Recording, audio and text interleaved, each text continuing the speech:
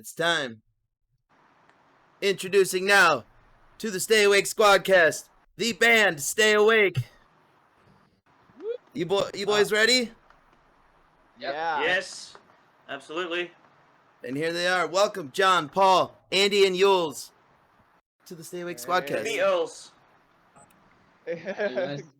You guys are Good Stay Awake. morning. We're the Stay Awake Squad. It's almost like you're home, like you're in the right place, you know?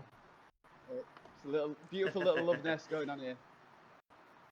So, that's the first question I want to ask you guys. What does Stay Awake mean to you guys? Why are you Stay Awake? Because I know why I made that part of my brand, you know, the Stay Awake Squad and all that. But I'm curious as to what it means to you guys. Answer that one? Yeah. Yeah, for you, John. Yeah. I guess for us, being awake it wasn't like being woke. It was kind of above that. It transcended politics. It almost transcended life. Like to be sort of more aware of everything. You know, energies. You know, spirituality, aliens, life. You know, being a real quality spiritual being and succeeding in your life. That was kind of what we were thinking about.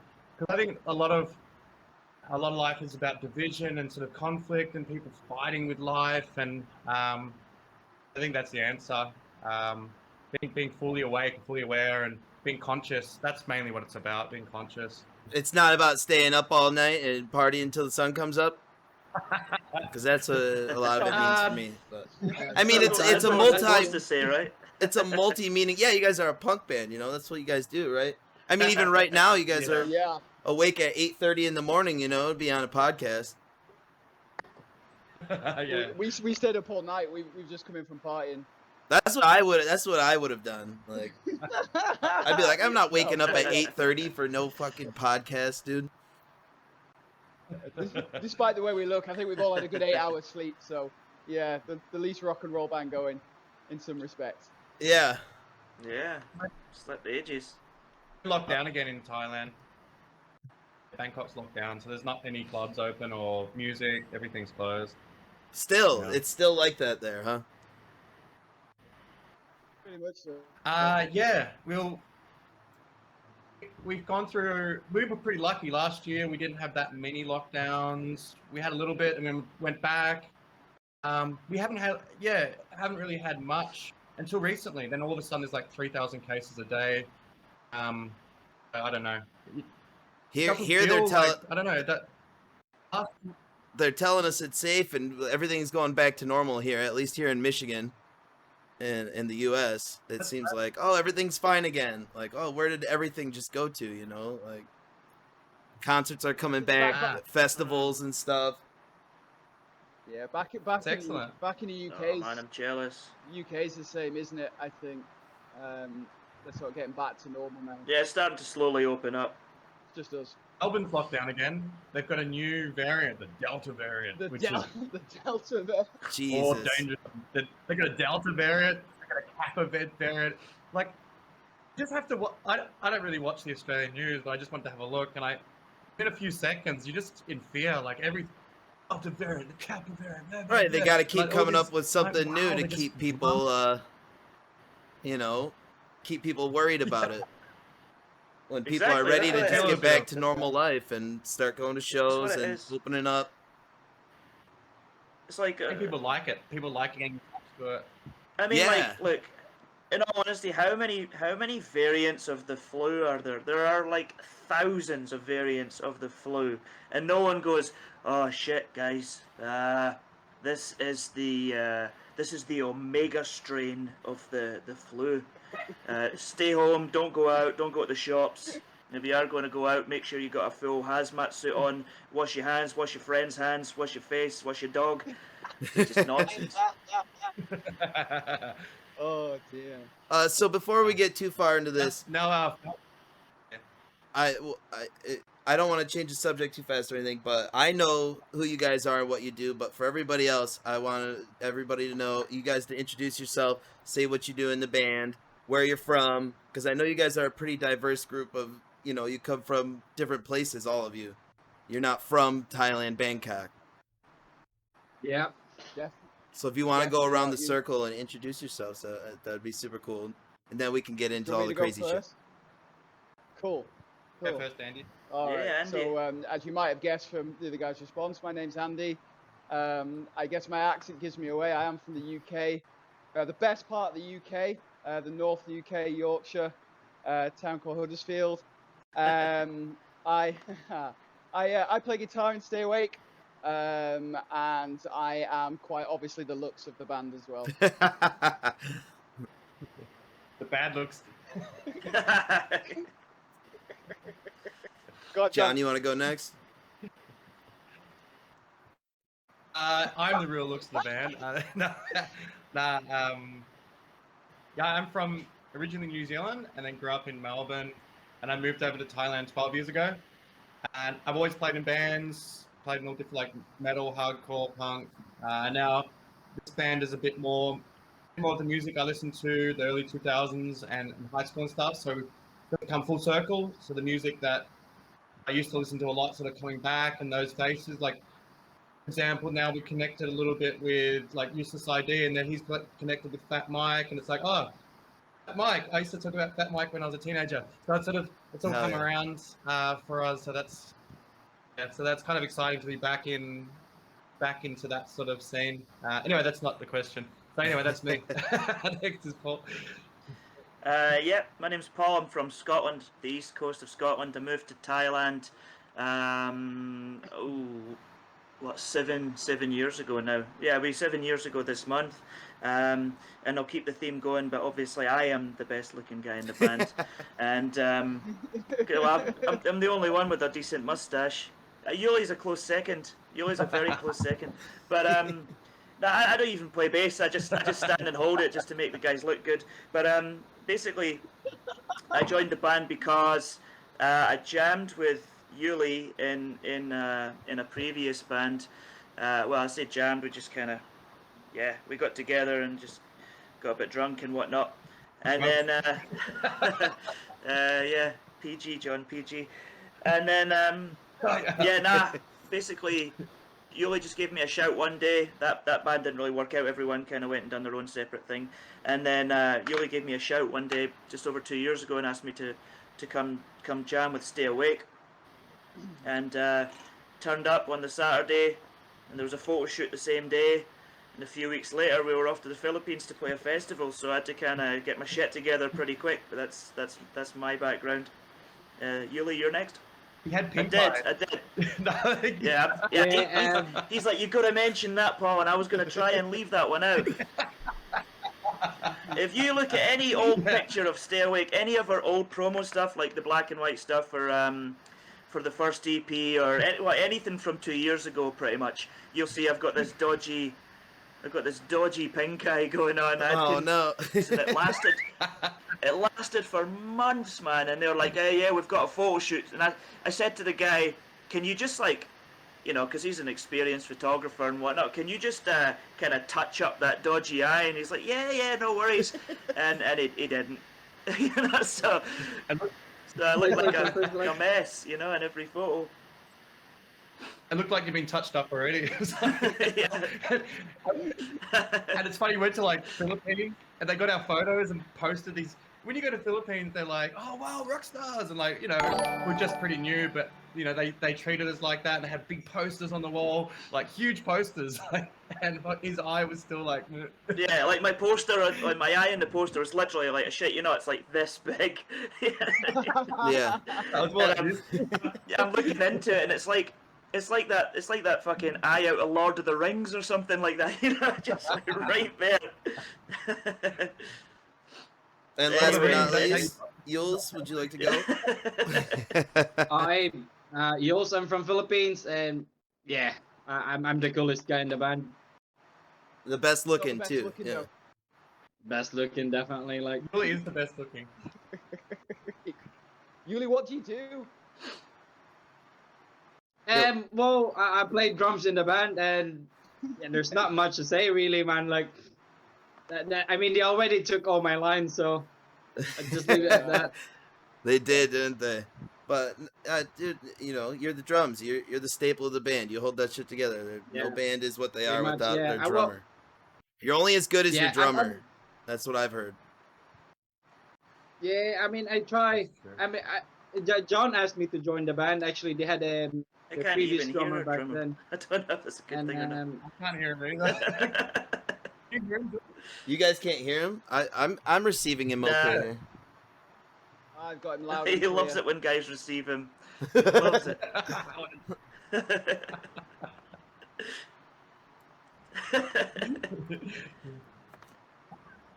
So that's Stay Awake. You guys are from all over the place, from the UK, from New Zealand, Scotland, and the Philippines. And I Yeah, believe yeah. I heard you guys.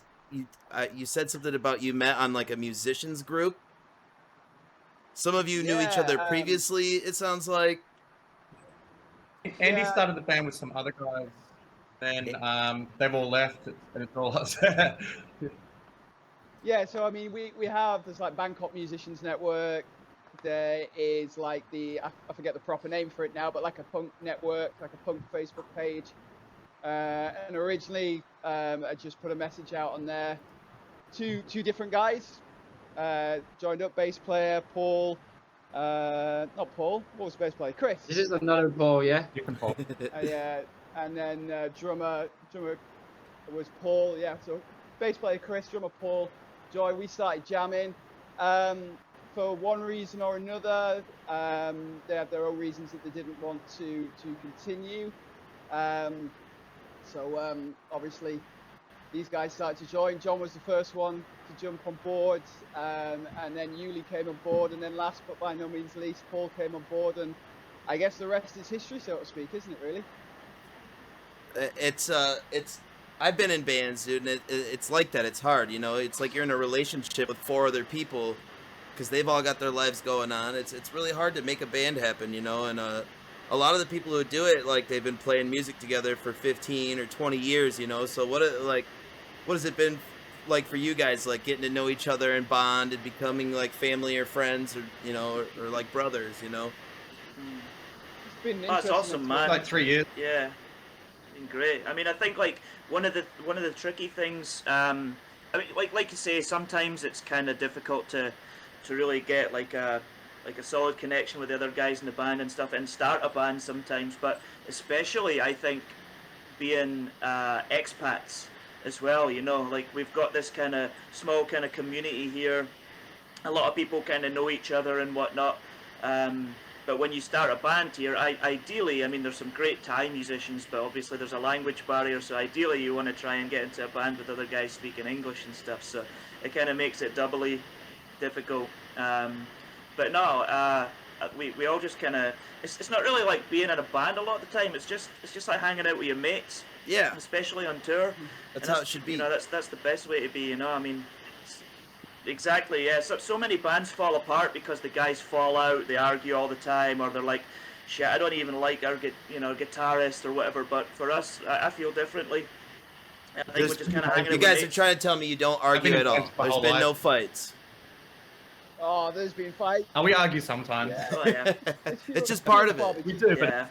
I guess it's like any family, isn't it? You know, Yeah. you love your family to pieces, but sometimes you have a different of opinion, and I don't necessarily think it's a terrible thing. It shows you've got passion for your craft, and you know everyone's passionate about getting their ideas across, and sometimes occasionally it boils over, but I think, you know, speaking from my experience, I think that the ultimate respect that I have for people in this band is that they will go and sort it out. They won't just ignore the problems. You know, they'll come and approach it head on and make sure it's sorted out. And usually once it's sorted out, it's for the benefit of everybody and for the greater good of the band, I guess. Well said. Very well we're said. kind of like immature a lot. Yeah, sorry. Yeah, well said. We make lots of immature jokes, but then it seems like there's a high level of maturity when there's something goes wrong or someone's in an issue. We all sort of look after each other. So I think it's that balance. You know, you've got the fun, but also there's a bit of I've been in many bands, and this is probably the best one, like connection-wise, and it just works with the group and people. Everyone's working on a solid goal. Like, there's always bands where someone's lazy or there's someone with a big ego. You know, normally that's Yeah. me, but this time it's really good. Nah. No comment. Nah, this band's really I'm glad you fucking said that, John. So happy you said that. Like, Well, you know, there's nothing wrong with a little ego or confidence and you know, making your art or your music, you know, just shows that that's true. you're serious about it or you're passionate about it. I don't Yeah, think definitely. ego is I totally think a bad thing.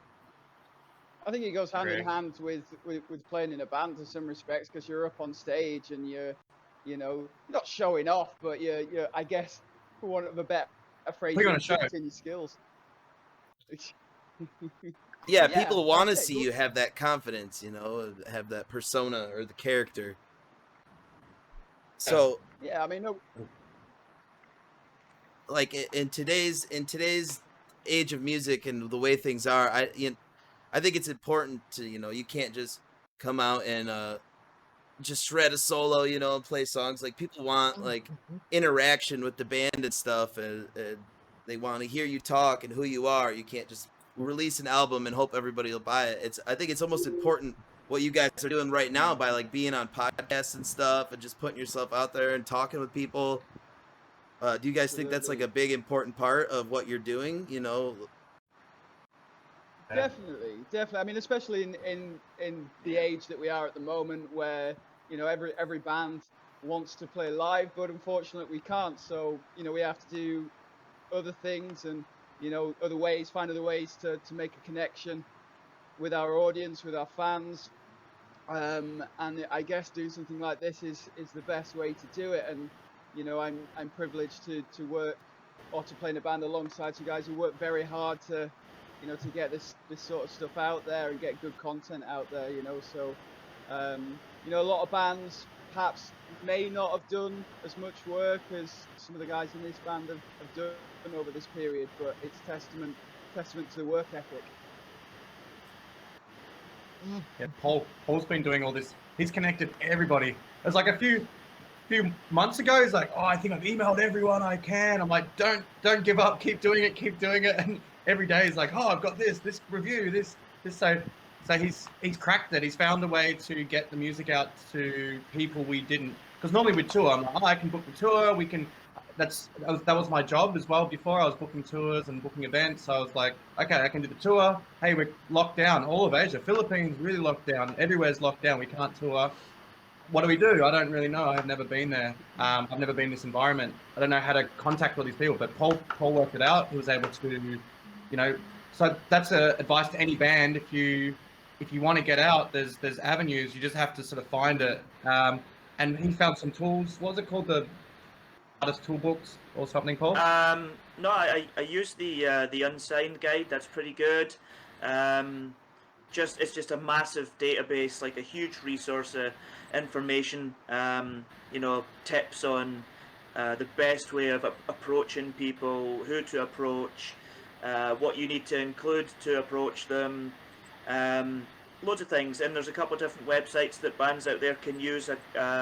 Things like Submit Hub, which is pretty good, and Muso Soup, which are sites where you basically, you can buy some credits, but you pitch your songs to bloggers or industry insiders, and you know, there's a lot of scam sites out there, but these are the two that tend to be kind of recommended by other insiders or by the big websites and stuff. So it's a lot of hard work. I mean, we've been in lockdown, you know, we've had nothing else to do as well. I haven't had much else to do. Most of my work's in the evening, so I've just been spending, you know, hours in front of the laptop every day. But you know, I enjoy it. You know, I've got the it's sun still coming work, in, man. That's still got work. my iron brew. Yes. It is work, but it doesn't feel like work, because like I'm doing it because I do enjoy it, and like I want to further like the progress of the band. Like I just want people to hear us. You know, that's the most important thing. You know, it's cool when someone in Germany or recently Brazil, you know, someone says, hey, you guys are sick. You know, Or in Michigan. You know, someone in Brazil is listening to us playing music. Yes, yeah, man, it's amazing, man. I've been showing you guys to everybody, dude. I've had you guys nonstop playing at work, in the car, when I'm cleaning and cooking. Yeah. You guys are definitely in Legend, thank you. my wheelhouse of music. You know, like it's almost like, you know, Rise Against the like Tony Hawk Pro Skater era, like that kind of punk rock. Yeah. Bad Religion, all that shit. I Great. definitely hear those influences. Yeah. Oh, now you're talking. Well, that's brilliant to hear. Thank you. It's beautiful to be compared to those bands. I mean, for me, those are the bands that represented me through my teenage years and early 20s, and still bands that are very, very big and a very big influence in my life to this day. So, I mean, to be compared to those, wow, it's an honor, man. Thank you. Appreciate that. Absolutely, man. I can hear those influences. That was the first thing I thought when I heard like Inroads, the song Inroads. I was like, or Brave New Normal. I was like, this sounds like Rise Against, you know. And I love Rise Against. That's amazing. Not to sound a bit compare, like- but you guys are obviously your own thing and have Didn't try to your be own like- unique style. Yeah, I listened. I had a Rise Against album like 15 years ago, and I don't have it anymore. So I listened to it a bit, but like I wouldn't say it's a band that inspired us. But we listened to Rise Against recently. We go, hang on, that sounds so much like us. Like we weren't trying to sound like that, but it kind of came out. That's the funny thing, yeah. So we weren't trying to sound like them. It just happened. Like even there was a riff in Inroads, and Yuli's like, hey, listen to this. It's just like our riff. I'm like, well, that was written 8 years ago, so we didn't. They can't copy us, but we didn't copy them for sure. we heard with it after music, we'd there's written only Inroads, riffs and songs are bound to sound the same. There's only so many notes and shit you can play or ways to play them. So you hear a lot of songs that end up like, oh, I can, and it helps people. People like that when they hear familiarity or something in a song, like, oh, this sounds like another song I know. Yeah, it's a good point. It's a good point, definitely. Yeah. But yeah, I Yeah, think what's good about our influence in this band is everyone comes from a different sort of background musically. I mean, you just pretty much listed some of my biggest influences. Propaganda is another one. You know, Yules will have his influences from the Philippines, some amazing bands in the Philippines. Paul, you know, loves sort of post-rock music, I think I'm right in saying, and John definitely a bit more hardcore, a bit heavier. So, you know, you've got a mix and mash of everything, and you know, put that in a bowl, stir it up, and I guess you get stuff like Brave New Normal, Inroads, you know. But then you get like, you know, the ballad on the EP with a cello in there Through as the well. So you've got a Mirage, mix right? of everything. That's a beautiful song with the strings and everything, dude. It's so cool how you guys can do that. You know, have the different blends of genres come through. You know, not just have an EP with all just one straight through genre of music. Yeah, definitely. Yeah, we Yeah, I wanted think to add a bit. it kind of came as a bit of a surprise as well. Like a lot of people really, really cling to that song. I mean, we thought it was a great song. Obviously, we wouldn't have put it on the EP otherwise. But a lot of it was kind of experimentation, and you know, I just had this idea one day. I was listening to it. John sent through the acoustic track he had recorded, and I was like, this needs to have some strings on it. That would be badass, you know. And we went for it. We got a cello player, a really talented cello player in the studio, and you know, after a while, after she kind of warmed up, she just nailed it. And it was like being in the studio and like listening to it like there live in person stuff was amazing. And I think it came together really well in the EP. And like you say, it's a cool blend of stuff. You know, we've got the really hard stuff, the really fast stuff, and then we've got like more of a kind of ballady type thing. So it's cool to hear people talk about that actually. It's a That's very quite a pretty popular song, song. boys. That song is very well done. And that's coming from somebody who likes the really hard, fast, thrashy stuff. I could still listen to that song and be like, wow, this touches my heart. Yeah, definitely. I Thank think you, bro. it builds the EP a little way, doesn't it? I mean, I guess, you know, you've got quite fast in your face songs, and then you've just sort of like almost got like that little bit of a time out, just chill down a little bit. And For live and I shows, that's think- important. Yeah, definitely. Yeah, we had this guy. They have this big festival in Thailand. It's the biggest motorbike festival in Asia or something. It's called Barappa Bike Week, and they had a huge stage. And I've always wanted to play. I've been in quite a few bands, and I played the small stages with all these other bands, and I always wanted to do the big stage. But he came to one of our shows. He's older guys. What's his name again? Anyway, he's a cool old dude. He's like in his Richie, 70s or I something, and he think, came to our show. Richard, yeah. So he's been doing this big motorbike festival. They're huge, like just it's free. All these people come up in motorbikes. They have barbecues. They drink. They have huge stage. It's really epic, big thing. And he came to see our show, and that's what he pointed out. He goes, "It was great. You played this acoustic song that brought the dynamic down, and everyone was brought into it wasn't a big venue, brought the speaker box that brought everyone in, and then we pumped out with inroads, and it just sort of, that was something he noticed." He goes, "You just like, I don't think he would, that was the one thing that he really loved." So I think that we didn't mean it for that. We just like, we just put the song in the middle, have a bit of a break, calm it down a little bit. But he saw it as like a genuine sort of, I don't know, like a technique. Like we tapped into something, and then we're like, okay, there we go. We sort of made we created that an accidental happening that and ended up being a cool technique. Yeah, that's awesome. Yeah. And you just you learn stuff as you go like that. Yeah. It evolves. Beautiful.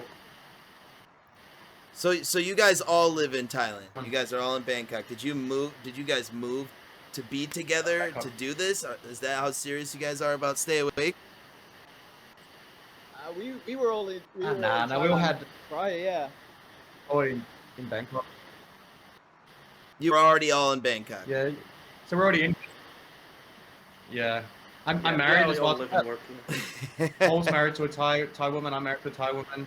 Yuli's married to a Thai man, but we don't talk about that. Nothing wrong with it, man. I was just like, look at that face. Poor Yuli. Sorry, I had to change the mood a bit. That's okay. We love Thailand. Thailand's amazing. Yeah, Thailand's a beautiful country. Like it's really vibrant. It feels sort of fresh and new, and all this crazy stuff happens. Like I met, Aerosmith, Steve Tyler. I met him in a bar. Like just crazy stuff. Steven Seagal comes here. Like it's just there's crazy stuff happening, and like you can go any days. Now it's lockdown, not so good, but you could go to a bar and there's always crazy stories, all this fun, exciting things happen. It's a very dynamic city. It's young. There's lots of young people. You can go and say hello to everyone, and there's like security guards that salute you every day. They've got as a foreigner, you can be nice to everybody. And Thailand has its sort of statuses, and it's not. They have more rigid sort of status. Like, that we don't really, as Westerners, we don't really have it too much. Maybe you've got really rich guys in middle and low, but it's a bit blended. In Thailand, it's quite strict, the class system. But as a foreigner, we just like, hey, we're smiling, and people like it. You're a foreigner and just smiling at everybody. Like it's pretty cool place to live. It's really positive.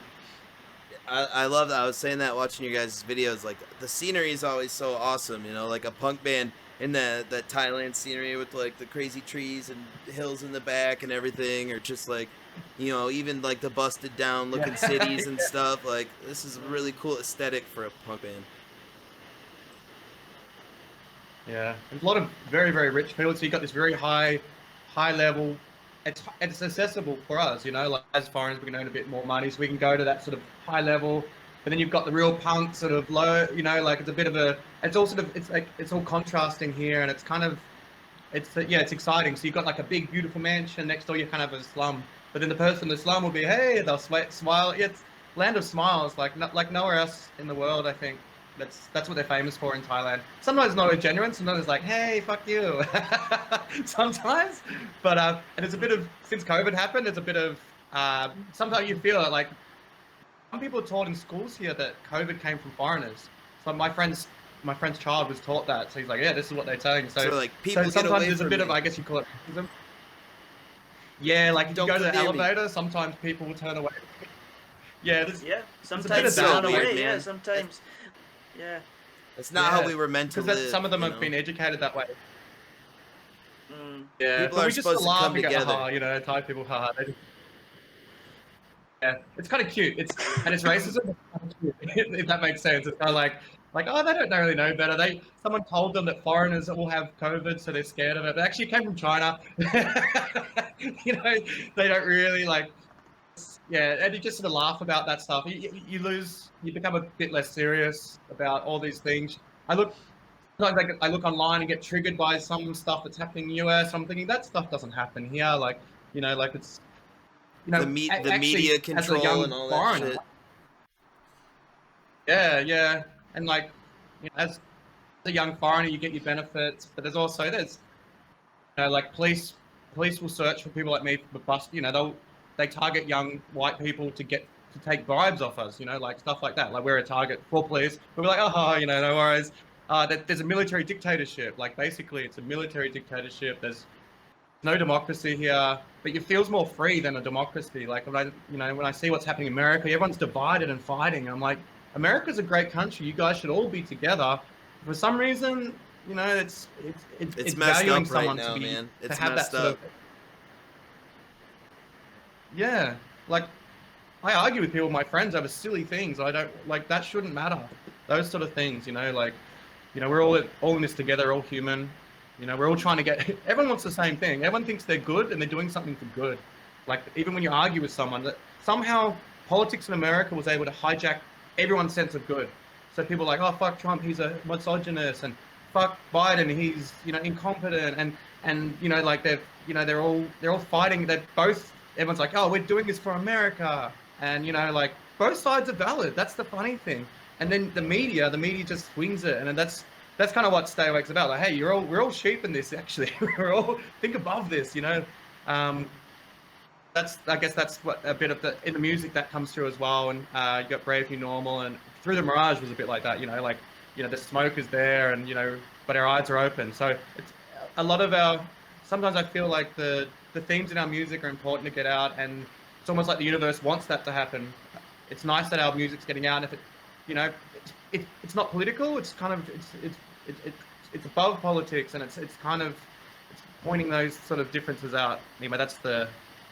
Well, that's you're that's answering sort a of question that I haven't asked you yet, but I was gonna ask you though, because your songs are very like uplifting, they're very like yeah, power, and like feel good, but it does seem like there's a very underlying message there of like what's going on in the world, and with the new EP Portraits, I feel like you put a lot of that into those songs.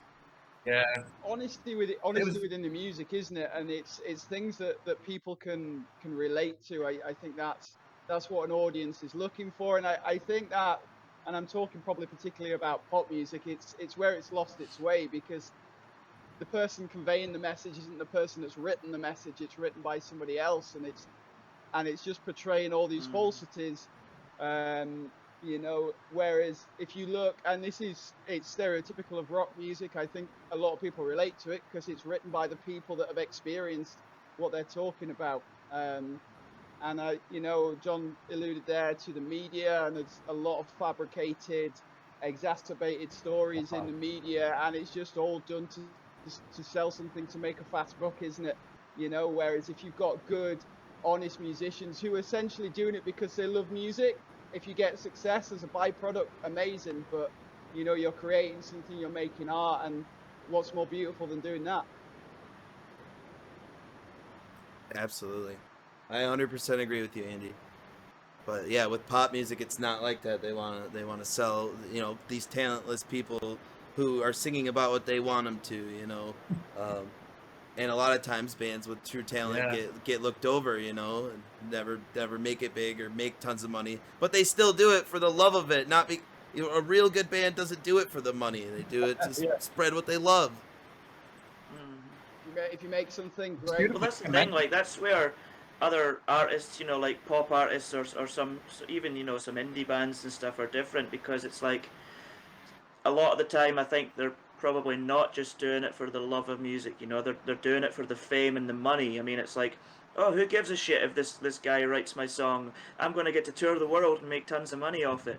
Like that's not so cool. I think you should really be okay. Getting rich and all that would be amazing. Everyone wants to have loads of money and have all this stuff and whatnot. But the more you've got, the more you're afraid to lose, man. And I think you need to be totally passionate about what you're doing, because I couldn't imagine being really, really rich but just hating what I'm doing all the time, singing someone else's songs or playing someone else's music, because it's not me. Like, I'm not allowed to be creative then, you know. You're totally stifled, and like, how happy can you really be if that's what's, you know, if that's what's going on? If someone else is pulling the strings, like, you can have Selling your everything in the soul. world, but you'd still be miserable. Yeah, essentially.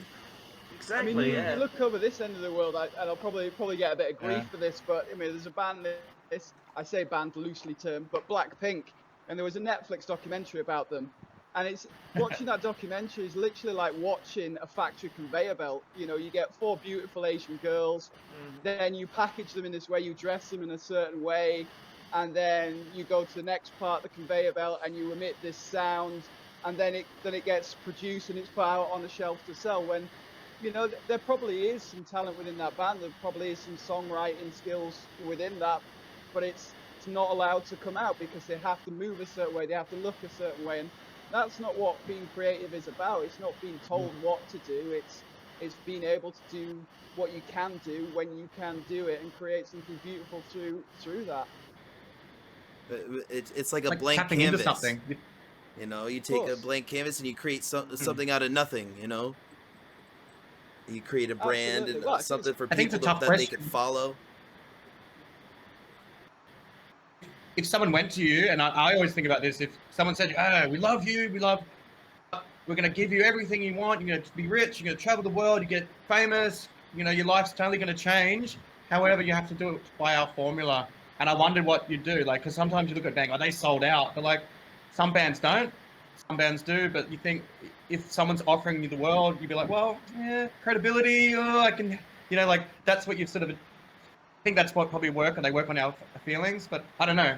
Would you do it, John? If someone said, "Hey, I'll give you, you can have everything you want." Oh You yeah, just have to I'm do this selling song myself, like boys. we want. I don't agree with anything you guys are saying. If I get offered everything, dude, fuck that. I'll completely sell out. No, I'd like to think that I wouldn't. I'd like to think that I would not.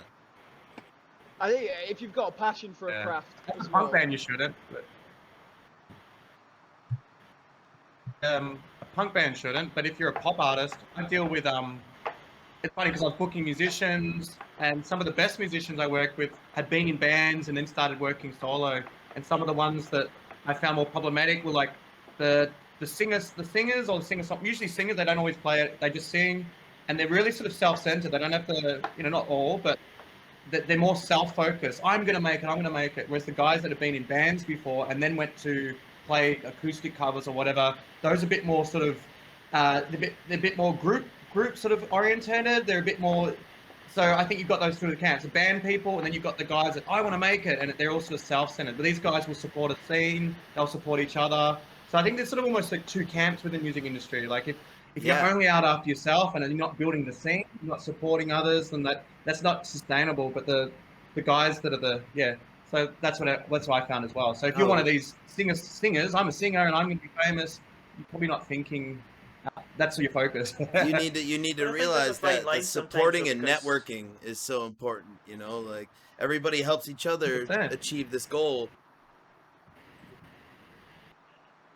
Yeah, exactly. I think you need to work together. You need the teamwork. You need the camaraderie. But I think there is a fine line between someone saying, "Oh, you know, this band's sold out," because, you know, like we said, I think if someone comes and offers you the world, but you still get to do things on your own terms. Obviously, yeah, they'll set you a schedule and they'll give you kind of targets, you know, sell X amount of merchandise and all this kind of stuff. But if you've still got full creative control over your craft, you know, whether it be music or if it's, you know, with painting or whatever, any sort of art form, is that really selling out? You know, I don't really believe that is. But if someone else is pulling the strings and telling you, right, we need this album out by next month, so guys, go into the studio, make 12 songs. Who cares what it sounds like? Just try and make it as good as possible because we want to make some cash off it. But, you know, that's selling out. You know, you taking your creativity away is selling out. You know, but by being able to be yourself and make the music that you love to make and stuff, I don't believe that is. Parkway Drive, you know, we were in the same sort of scene. They were like, we all looked up to them back in Melbourne, and they were awesome and real nice, really friendly, humble dudes, right? And they started doing music that was a bit more bit more clean and a bit more well produced. Mm-hmm. And so we're like, oh, like look at these guys. But then those guys have got rich not from selling out, but because they're selling merch. Like they have like $1 million mansions and stuff in Byron Bay because they're able to manage themselves, play really good music as they did it, get more and more popular, and sell like. Apparently, they were saying like $50,000 US a night of merch in some shows in Europe. They'd go there. So these guys, for me, that's like one of the most successful metal bands in the world. Like thinking about what they've done, they don't get fucked up and drunk. They tour the world doing what they want. Like, I'm a little bit. I don't listen to much Parkway anymore. I love Parkway. For me, they're a little bit clean. Yeah, I loved them for so long. But now I listen to the new stuff. I go, it's a bit too clean. I want a bit more, you know. But what a testament to music. And like I saw them, my band supported them in Melbourne. Like when they were, that was like 600 people show. But I supported them. I watched them play with like 60 people in a small little Melbourne pub, and they were like saying, "Oh, what song you want us to play?" And they were really like down to earth guys. And I see them now, like, wow, what a, how did you do that? How did you get so big? And how do you afford $1 million mansions? Like all these rock stars and stuff, like they're the bitches of the record label, right? Like you read like an autobiography from, like I read, what's his name? Red Hot Chili Peppers. So anyway, he's no, I forgot the singer. I totally forgot his name. Anthony Kiedis. Anthony Kiedis. Yeah, so he was getting paid by record label. Great. So he's basically, he just relied on them, but he was just taking the money and like taking drugs, you know, whatever. Like he wasn't. When you read his book, it's just sort of like a train wreck. It's great. I've got great the book. Flea book. I love your Anthony Kiedis. You're awesome. But Acid for the Masses, Oh, really? Flea's book, autobiography. For the he's masses. from Melbourne, right? Sydney? He's from Australia. Flea is? But yeah, Yeah. so is Parkway Drive, right? Those dudes are Australian. Yeah. Yeah, Aussie from Byron Bay, like just birth. I saw them live in 2019 with Killswitch Engage. That was a hell of a show. Wow, now Oh wow. there's a band. Oh yeah. No, Killswitch are awesome, man. Love Killswitch, but I prefer their early stuff, like the last. Oh yeah, Last we two all love albums, Howard. Last 2-3 albums that I haven't really been into it. Yeah, that- Yeah, no, I mean I like Howard. I like Jesse on the first Yes. album. And then Howard came in, and you know they released a killer album after a couple of killer albums after that. But I haven't really, since Jesse rejoined the band, I don't think the music's been as good. It kind of seems a bit more kind of generic. It's like it's been done like 100 times over by them. They haven't really evolved much as a band, I think. Incredibly talented musicians in that band. I mean, is it Adam, the guitar player? I mean, some of Oh, the yeah. riffs he plays. He's a are hoot. He real. puts on a show on stage for sure. He still is killer. I think I He saw does. them. He's I saw funny. them at Leeds Festival a good few years ago, and like you've got like the rest of the dudes in the band come out, these big metal guys, and who come on stage, and he came on stage wearing, I think it was a Superman cape that he was wearing, just running it, Little shorts? really tiny short shorts, Like short shorts? short and Yeah. wide shorts, and a Superman cape. He threw a Crazy beer. dude. He threw That's a beer. Frederick. What's his name? He had thrown a beer into the Is that crowd, and a little kid caught it, and he was making fun of the little kid. And he's like, "Get this boy a Foley, get this boy a Foley, a fresh one." He's lots of Crazy, fun. Crazy man. But I tell you what, when Howard was in the band, I mean, what a voice that guy had. He had Yeah, some, he's a some pretty beast. big pipes back there. But I'm gonna. Is that the black dude? Yeah. Yeah. He's awesome. He was like amazing. What Like a voice. he took metal to his like opera level metal. Yeah. Yeah, he was great. He was. Was it Howard? Was Howard, it? Yeah. What's that song? That something heartbreak. The end. The end of Heartache. Seek me. Yeah, that's it. That was like. Call me. I'll be waiting. Yeah, He killed that. It's a great track. That is a Yeah. great track. And the cover as well, the Holy Diver cover. That's Holy fucking Diver, amazing. what- Yeah, saw, what a like, cover. They made it like when their you own first- song. You know, you don't always hear that when people do covers. Yeah. They completely redid You know the what? song. Yeah. when you first heard that, you're like, don't touch Dio, don't go there. But then you listen to the cover, wow, it's an amazing cover, absolutely amazing. So what were How can you touch Dio, man? Like, just with that voice is amazing. Ooh. Yeah. It's But like, if anybody was gonna hell. do it, Howard did it justice. Yeah, man, he did a great Fucking job. unbelievable.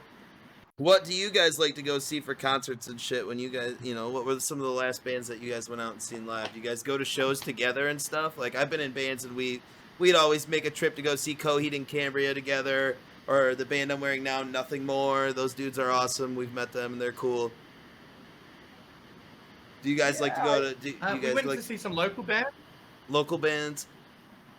Yeah, I saw a band called Whispers. They're probably like for the hardcore here in Thailand. They're a bit more like beat down hardcore, I guess, but they're really like they're kind of the kings of the scene at the moment. That show was crazy. So people here still have big mosh pits, and the Thais are really athletic and jumping around. So it's quite exciting, like seeing this stuff. But we went and saw some other bands. We saw our friends. What do you call it? Victims of Prey, and we saw a few other. But the bands, yeah, it's been a bit slow coming back with. They had all these festivals. It was like Yos Fest. There was going to be Paradise Fest, Cuck Fest, which not Cuck like the guy that watches his wife get banged, but Cuck with a K.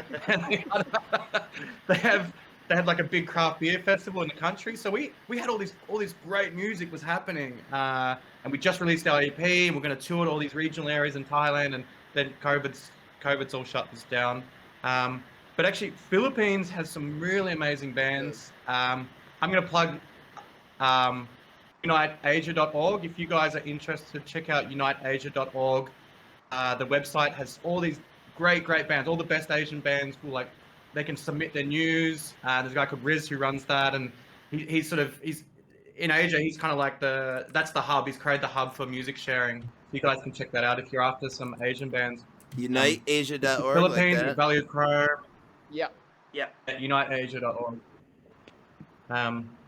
Bangkok, Value Chrome. There's so many Philippines. I think Philippines probably have I love all of Asia, but Philippines is probably some of the best music I've seen in we went and played there. We're like, whoa, like you don't always see. I go back to Melbourne and maybe see a band that blows my mind or something like that. Thailand, there's some good bands. All over Asia, there's some good bands. Japan, when I went on tour, there's some great bands. But Philippines, wow, like they're just like, whoa, they're just like their voices and their stage presence and the whole energy. Like Philippines, I'm not just saying this because our drummer's from Philippines, but yeah, probably some of the best music.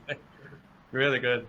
That's crazy to me because I don't you almost are desensitized or don't consider there's all this other good music across the fucking world, that you don't get to see or hear. Even if you guys never reached out to me, how long or if ever would it have been until I would have got to experience Stay Awake, But I think that's that's how it's almost like it's networking. No one thinks isn't it? about music in Thailand. Yeah. What is it like? Is there tons of music and tons of shows? Used to be heaps. Yeah, pre-COVID. Used to be a really good scene. COVID. Even a couple years ago, I guess countries go through this. So you'll remember we played some Massacre and we started those shows. Some days there was too many, we didn't know where to go. There was too many shows on. It was almost like a renaissance. Vietnam has gone through that. So Vietnam, just before COVID, was having this sort of, when music is fun, all bands, and all these new bands come out, and there's heaps of shows. So Thailand did that a few years ago, I felt. And now it's still lots of shows, but there was that energy, that fresh energy. Vietnam has that now, before COVID, of course. So I think countries go through that stuff. I think for us, for the Western bands and stuff, maybe we felt that earlier. I guess the assumption is that less developed countries follow the developed countries, and this is sort of an assumption. It's not necessarily true, but it seems to be the way. The Asian bands here are influenced by the big top American or English bands, so they sort of follow that. So we're a little bit behind here. So there's a really good just say, so North Lane. North Lane's from they're not from Melbourne, from Australia, but they're really popular here. So all these bands start doing North Lane style, but they start doing a little bit after that was popular in Australia. So there's sort of a lag.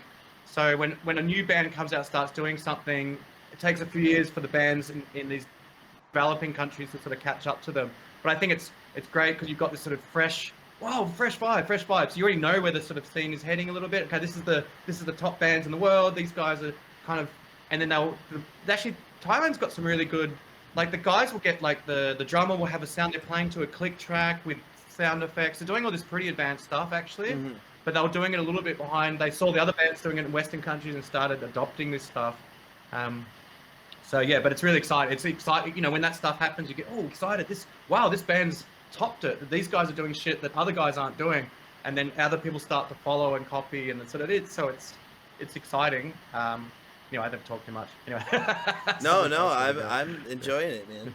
It's cool for me to hear this whole other side of the world that I didn't even know about. That's why I'm glad you guys are here to enlighten me and maybe some others. Well, it is really fun. Like when we tour, it's very. You do get treated like a rock star. Like we could play in a Western country and people would like us, and maybe it's easier to do certain things. We're more accessible with our at least the language barrier, and But over here, you do get treated. Oh, special. Oh, wow. These guys are. So there is this sort of sense of awe as well. Like if we're an international band doing Philippines, they're like, wow, you guys came here. Wow. Like they don't get that many touring international bands. Their level of music. We played on those stages, and I think there was way better bands than us. But people were like, whoa, and got photos with us. Hell yeah. Stuff like that. We went to. We were like walking around just drinking. It was a day off. We're drinking. We went to like play. Oh, you'll Stay Awake? Yeah, we'll Stay Awake. Come on. They got us to play on stage. They gave us free food. Like I don't know how they'd seen a poster or something of us. So you do get that sort of, I guess, rock star treatment, which is amazing.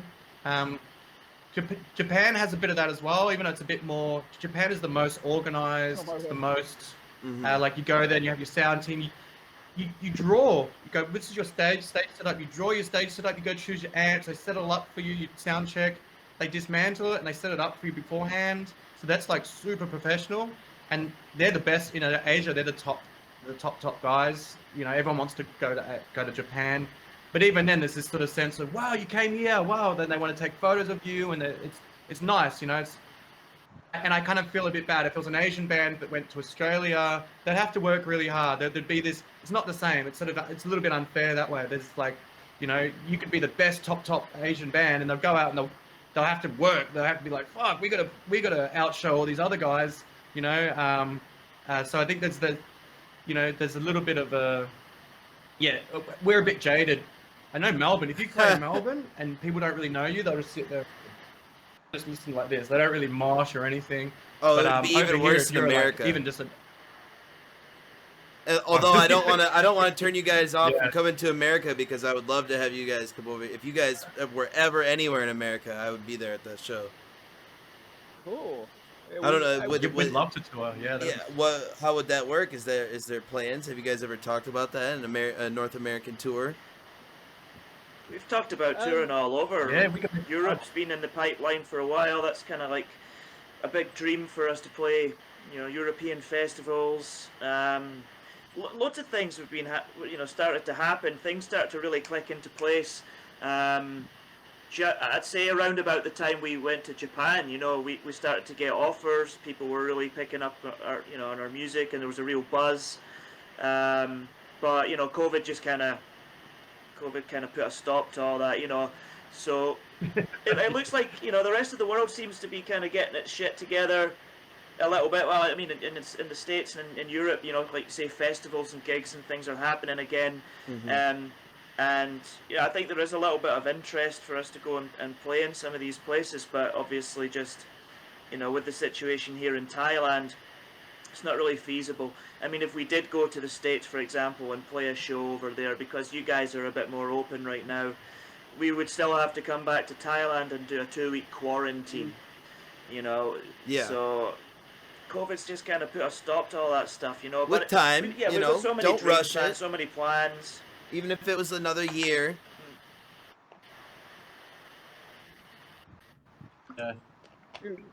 Yuli hasn't spoken much. I just want to tell the audience because his mic's not working, I can't hear him, so he's not talking much. But Yeah, I mean, like Yuli I has can Jay. This has talk, always but been like his the other vibe. guys can't hear me. Yeah, I can't hear. No, I can hear Yuli, you tell me about very. your I can hear dreams. you Like, clear. your Yules. dream. Feel free to talk to me. Yeah, that's anytime, all right, Yules. man. Like everyone speaks for me anyway. Like like whatever they say, I Oh. totally agree. Like, We're just happy to have you here. But- Even just seeing Yeah. your beautiful I guess face. what I'm trying man. to say is we're always on the same page, well, most of the time. So, like I totally agree with what they're saying. So, yeah. Oh, you heard it. Yules confirms everything that the boys are saying. Do you guys? Yeah, you could have said anything. Do you guys like to John. Yes? Were you talking to me, John, or other John? No, I was like, Yuli's. Oh, yeah, your name is John too. No, I said Yuli could have said anything. He could have been like, oh, John, and I'd be like, yeah, Yuli, because I can't hear it. Yeah, say something shit about John, Yuli. Yeah, let's hear it. Slander his name. This is whatever, because I can't hear. So It's an opportunity, Yules. You can get him back. That's all right. That's all right. I'll get him on practice later. Like, Do you guys like to go out to like the clubs and stuff when it's open? You guys seem like you like to have a good time. Like in the One Stone Away video, you guys are chiefing cigars and get all dressed up and stuff. Like, what's the party scene like there? You guys obviously like to drink and stuff, right? It's Bangkok, man. The party scene is pretty wild. I mean, like, you could, not now, obviously, but I reckon these guys have been in Thailand a lot longer than me, but my general assumption is that you could go out any night of the week and probably have the greatest night of your life. Hell and yeah. see things that you've never thought you'd see before, see people behave in a way that you, and I'm saying this in a positive sense, but people behaving in a way that you never thought possible of a human. And that's a Yeah. beautiful thing. Just to touch on what John said earlier, you would think, because it's sort of under a military rule, that it'd be a very strict country, and in some respects it is. There's a high level of respect, and I think that's a good thing. But you can have a fucking great time in this country. Yeah. A I think great like the time. best way to put it would be like if It's so you cliched, go out man. in Honestly, Thailand. it's so cliched, but because everyone talks about it. But seriously, if you've seen the Hangover movies, like those types of nights Yeah. happen here. Like they legitimately, they do happen. Oh, yeah. Like that shit does go on, and like it's no exaggeration. Like Bangkok is fucking crazy, but in a really good way. Like I love this place. I couldn't really see myself living anywhere else. No reason to go back to Scotland, but absolutely not. But nah, this is a great place, man. But as far as kind of going out, for me personally, I prefer more kind of chilled out vibe or gigs. I'm not really into like clubs and stuff like that. I think most of the guys are pretty much the same, kind of chilled out bars or even just where we practice. We practice at this really cool space called Brownstone Studios. Don't know if it's got any reference to the Guns N' Roses song or what, but we practice there, and it's like, it's super chilled. It's got this little kind of beer garden type area. Nice. So we can just sit there and just get a bit drunk, listen to music and stuff. That's kind of, I think that's where we mostly kind of gravitate to, rather than clubs and stuff. But I was just looking at the, it's not on topic, but I was just looking at the comments, man, and someone said, who is goat and who is fish? Oh, okay. Well, let me explain that to you. We have a What's that friend. We have a friend on Twitch. He's a streamer, and he's a improv comedian out of LA, and that's kind of his thing. He would be happy if I asked all of you guys. If he were here right now, he would say to you, "Are you goat or fish?" And you would have to choose on the spot if you're a goat or fish. So think about it and Okay. tell I'd me. say goat. Yeah. John's a goat. Goat. Paul's a I'll goat. be a I- fish, man. Yules is fish. I'm Fish, going to go definitely fish. fish. I'm a swimmer, so I'm a fish, definitely. And Andy's fish. We got 2 goat and 2 fish. Clip it 50-50. for goat versus fish. We asked Stay Awake if they were goat or fish. I wasn't gonna do it, but you read it. Can we ask now what does it mean to be a goat? Well, if you're a goat, you First versus of the all- fish.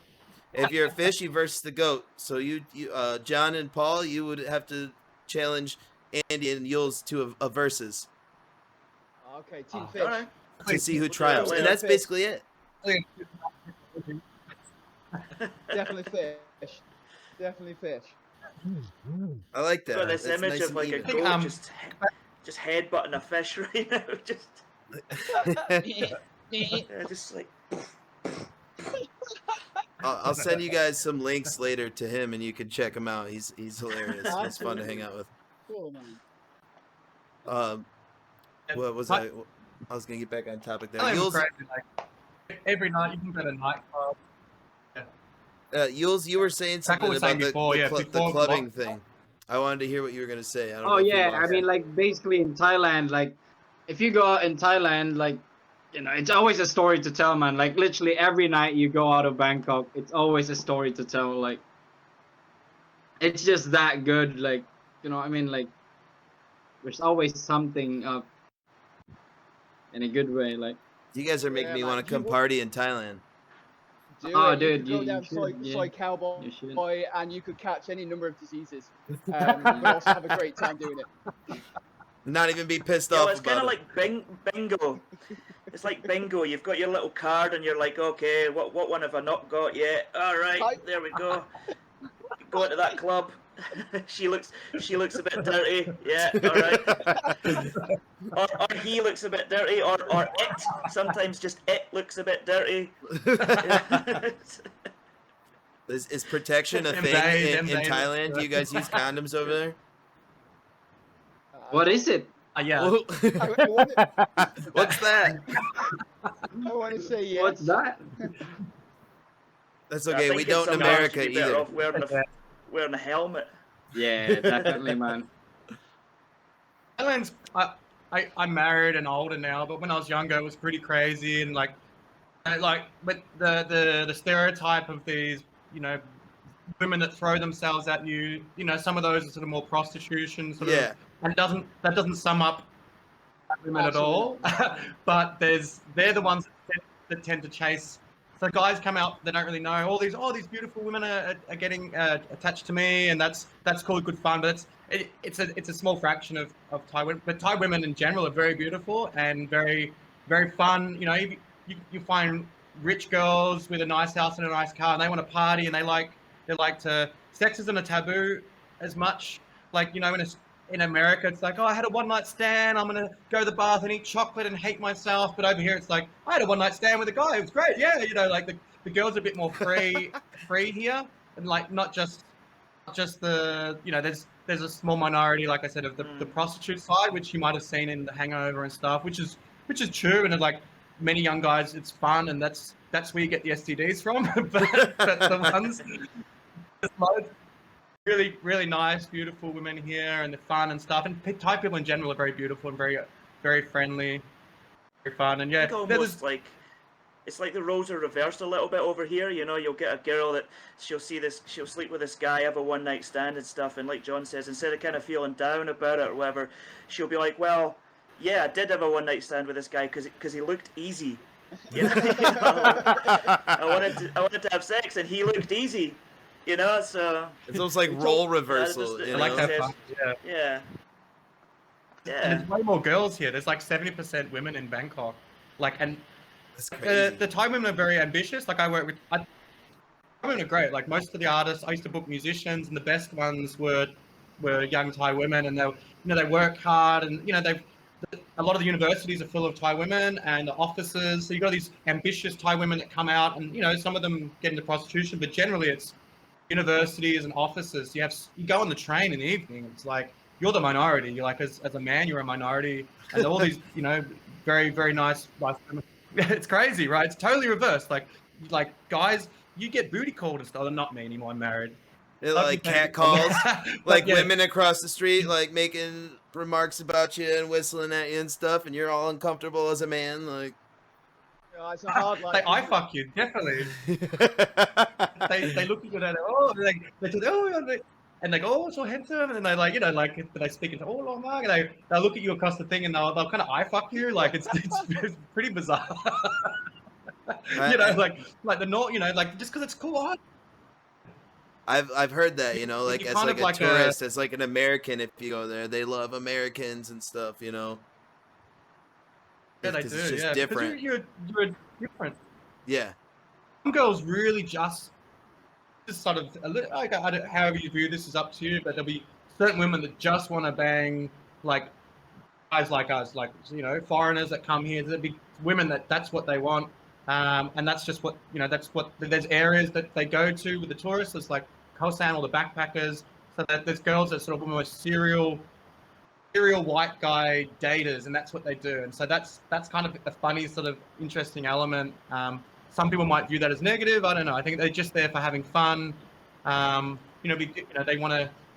There's some girls that just want to fuck black dudes, and there's some girls that just want to fuck Arab dudes, and there's like guys that just want to, girls that want to fuck, and there's, you know what I mean? Like it's just sort of open, and it's like it's not taboo here. It's just like, okay, no worries, that's what they want to do, have fun. What's kind of funny about that is that you do get like the serial sex tourists that come here, and they've the 2-week millionaires. They save up a bunch of money. They come over here and they they have a bit of fun and stuff like that. But there is that other side to it. So instead of just guys coming over here to to sleep with Thai women, which is that whole kind of sex pat holiday thing, there are, like John says, girls that just want to fuck white guys as well. Like it happens. It works both ways. So.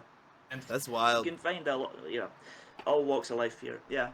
Sometimes not always girls. Like sometimes a lot of guys get tricked, but as you've seen The Hangover. But yeah, that's kind of funny as well. Like, yeah.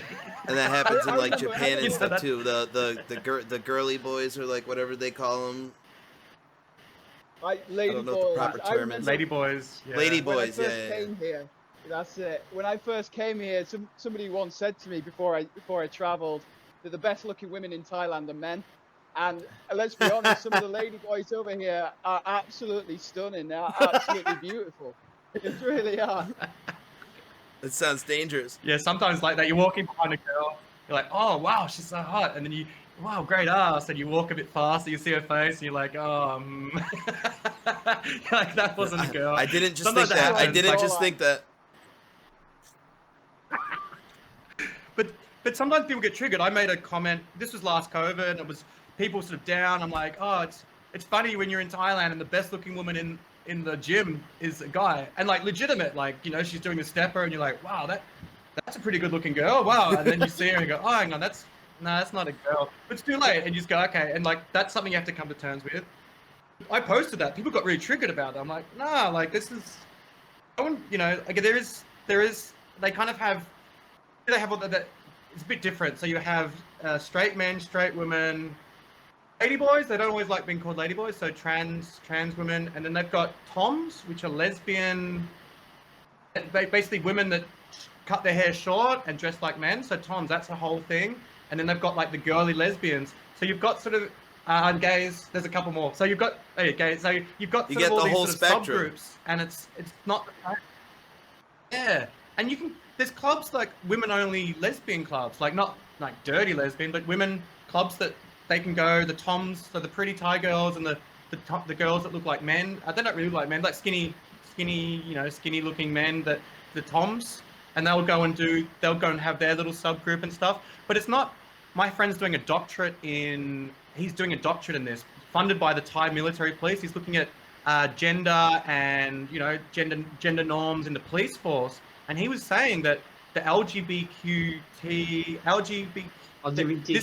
this doesn't relate to them. Like apparently, so that whole scene that they don't really, which is I don't want to trigger anybody. So he's doing a doctorate on this, okay, funded by the police, okay. So these people that identify as gay or trans, they don't really like being classified under this LGBTQ. Majority of them don't, because it's like, oh, there's a sexuality is like, and our gender choice is our unifying factor. I have nothing in common with this and this and this, but so in the West we sort of chuck it into one sort of box, and all those are in one group, and it's it's the fighting against depression or however it affects them back in their own countries. But over here it's not like that. It's sort of, which is a surprise to me, because I'm like, I can't even say it right, LGBTQT, which the way that I've spun it out, that's the way they view it. They've got these different groups and they're different gender choices. They're kind of free with it. They're not really thinking, and then that whole scene doesn't really apply. They don't have that you know, it's just more accepted here. It I seems think that like, that you know, comes there's that comes with the religion as all well. of us. Here. I Like, don't know it's a any trans Buddhist people in country. Australia, but there's Yeah, every day yes. I can see a trans woman here and down the street. It's just funny. Like they're so funny. They're like the most, because they're like guys, you know, so we can relate to them. And then they look like women, and they're kind of, there's all these crazy stories. Like there's a ladyboy she was an actual ladyboy. She calls herself that. She was like the head of a club, and this guy was being rude to her, being racist. Yeah, I'm not racist, but he was like putting her down. She gets a bottle and smashed in his face. Had to go to hospital. Jesus. And what did they do? What was her? Yeah, she had to not come to work for 3 days, and then she's back to work. It's okay. Oh wow. It's just bizarre. Yeah, like here in America, this is- it's Pride Month. I don't. Is that a worldwide thing or is that just America? Ah. Or we celebrate the People are posting about LGBTQIA. it. Yeah, that's great. Celebrate. I celebrate it all the time. Over here, it's so much more accepted. Like, you know, I don't know. Like, Yeah. It seems like it's Yeah, more it's worldwide being pride- accepted it's now, pride, which is yeah. a good thing, you know. Like Yeah, everybody rightly should so, accept man. each other, regardless of race course. and gender and where your religious background or your political views. And that, like you said, that's the stay awake theory, you know. It's think above Well, it's- all this Yeah. fake bullshit, you know. Damn right. I mean, a person more Yeah, intelligent I think- than I certainly am once said there is only one race, and that is the human race. You know, and if we take our packaging away, we are all essentially the same underneath. So I don't get all this, especially, you know, with what's gone on in modern times, all this division. You're this, you're that, you're the other. No, we're all exactly the same. You know, we're all happy, we're all sad, we all have good times, we all have bad times, and that's the construct of the human race, I guess, isn't it? Put simply. It's different here. I had a really good Thai friend. He's a manly Thai friend, and there was a ladyboy living down on our floor, and he's like, "Hey, I'm gonna go down here, and I'm gonna get a blowjob." I'm like, "Dude, come on, you know, you don't need to do that." He goes, "No, it's okay." He goes, "Women are better, but ladyboy's okay, no problem." And he's one of the most straight Thai guys I know, and he was just like, "Yep, no problem. I'll just go. You know, why not? I'm drunk. Let's go." didn't happen, but that's sort of the mentality here. They're not really, you know, oh, she's pretty, you know, just, you know, it's not gay or anything. It doesn't matter. You know? So I think the rules have changed over here. So I think you probably have maybe there's more oppression and more sort of, there's people that don't like gay people, and there's people that don't like the gender's changing. People don't like that, and I can respect that as well. Like if that's their choice and stuff, but like just keep it to themselves, and you know, just it's.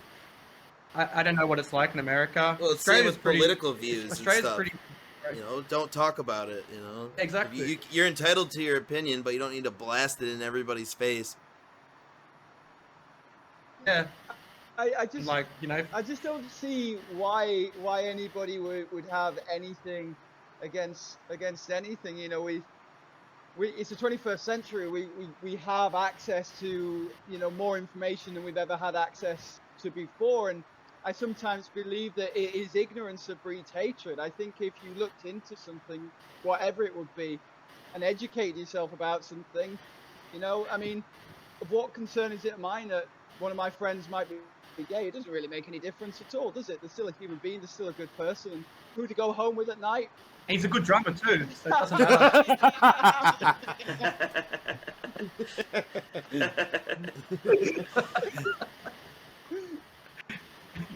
Poor Yuli's. Yeah, but how funny is that? We're like, yeah, we accept everyone, and then we just make a joke about it. But I do it. I do some of the things I say because I've been here 12 years, and I'm kind of like, yeah, and Thais are very whatever, they say whatever, and then I get in some trouble sometimes if I go back to Australia or Melbourne, where it's become quite. You have to be really careful what you say and post and all this sort of stuff, and you can get in trouble. Not by meaning to, but just by, like a joke like that might get us in trouble. But obviously, Yeah, you're it's the a loose joke, and I cannon, just huh, said, hey, John? You're the loose cannon. You're the one who'll say something. Maybe you shouldn't. You know. It's totally true, though. Yeah. It is really true. I mean, when you get trans people over in the West, you know, they would say that the term, for example, the term ladyboy is derogatory. They would prefer trans, but the majority of Thai trans would would say ladyboy because it's just easier for them to identify as that. You know, like it's just easier. They'll say, oh well, I'm a ladyboy. You know, and it's not really derogatory. It doesn't, you know, they don't feel like it puts them down in any way. That's just how they identify, and you know, they'll slag each other off and stuff like that and joke about it between themselves as well, but they don't care if anyone says, oh, you're a ladyboy. But in the West, people will say, oh, so I was talking to this ladyboy, and then they're all of a sudden they're triggered and they're like, holy shit, you can't call them ladyboy. You know, but so things in Thailand are different. They are different. People do kind of speak their mind a bit more kind of freely and openly, and there's a shift here. I think you know, there is a kind of like a shift between tolerance and acceptance now. I think before I would have said that, you know, trans people were maybe not really fully accepted here, but the Thais are more kind of tolerant of them, you know, because they're quite conservative. But I think there is really this shift, like the needle is kind of turning now, and it's changing from kind of tolerance to acceptance, which is a good thing, obviously, everywhere, not just Thailand, but. And you should be able to, you know, I might say something joke that about might be stuff true. and not things shouldn't be so taboo, you know, like what you Yeah. can't even do comedy anymore because everybody gets so triggered with all like the cancel culture and everything. Like, Yeah, I don't know if you guys know Mm. like Dave Chappelle. Like Dave Chappelle, the shit he used to say and do. Love Dave Chappelle. He's fucking crazy, dude. But that stuff's not Yeah. okay today. Like, you can't do any of those jokes Yeah. because I people get love Dave triggered. Chappelle, man. He's so funny. Like when he plays the you know, he plays the black blind guy, Yeah, KKK blind guy. Oh man, he's so funny. He's But so it's funny. so Love intense, that dude. guy. If you go back and watch it, you're like, holy shit, that's not okay in today's world. Yeah, yeah. You know Jimmy Kimmel? Yeah, It's yeah. like he's very, but he got in trouble for those. Did blackface once and got in trouble, and then he did a rap album. It sounded just like Snoop Dogg, and he dropped the N-bomb a few times. When you listen to it, you're like, wow, he sounds just like Snoop Dogg, and that's what Snoop Dogg says. I'm like, okay, so he did that stuff 20 years ago, and now he's super militant against that stuff. And I'm like, Yeah. it's almost like he's making up for, yeah, he was just like every other comedian doing stuff that, you know, might offend people, but the times have changed, you know, like, you know, 20 years ago, that was kind of okay, I guess, maybe, I don't know, I think people become more, maybe for a good cause, people are becoming more aware of this sort of stuff. But I mean, like, my point is that he's being like, yeah, he's being a bit of a hypocrite because he did all that sort of stuff. He did blackface. Now he's Well, on it's board. for good but, PR. you know, You like, can't take but- back what you've already done, you know. You can only work to better it, you know. But That's good. yeah, and I'd never do blackface. I'd never drop the N-word as part of my comedy, but I'd say some stuff and do some stuff which probably might get me in trouble. But definitely the intention is not to hurt anybody. And I think comedy has become too safe because it's hard. You can hurt anybody these days. Like even Joe Rogan goes up and says speaks 3 hours about all this positive stuff and says something small, and then someone will Twitter it, and then everyone hates on Joe Rogan. And Joe Rogan's in a position now. He's got Spotify. And he's got a big contract. And he has to be more sensitive. And I'm like, that's, you know, why take something out of context, and why not listen to it for what it is, and why not see his strengths? You know what I mean? Like, yeah. And I guess the media likes to focus on the negative. Well, that's how they sell stuff, you know. Like, no one wants to buy a newspaper that's like, I know Gary got a new dog today, you know, or like negative stuff the sells. new shopping mall opened up. You know, people love negativity. If I make a post about like, oh, like, yeah, something happy, 2 or 3 people like it. Or if I make a post, no one gives I a hate shit. this political person and fuck this. Oh, it's got 1 million comments and angry reacts. It just gets more attention to do negative stuff. And I would never want to do that. I don't want to be that guy. Somebody told me I should be like mean to my guests on my podcast because it would be better content. It's like, no, dude, I bring people onto the podcast to bring them up and support them and make them feel badass, you know? I don't want to do the negative stuff. And Definitely you know not. that the media right now, like the newspapers and things like that, they fucking love this whole COVID shit, man. They love it. Oh, They yeah. love it. They're loving every day putting fear into people's minds. Dividing You know, big people, tabloids. people are fighting. Yeah, like they love it. They want people to be afraid of it because, you know, no one's going to buy their newspaper if, you know, if there's not like this big scary tabloid on the front. Man, it's And Trump's horrible.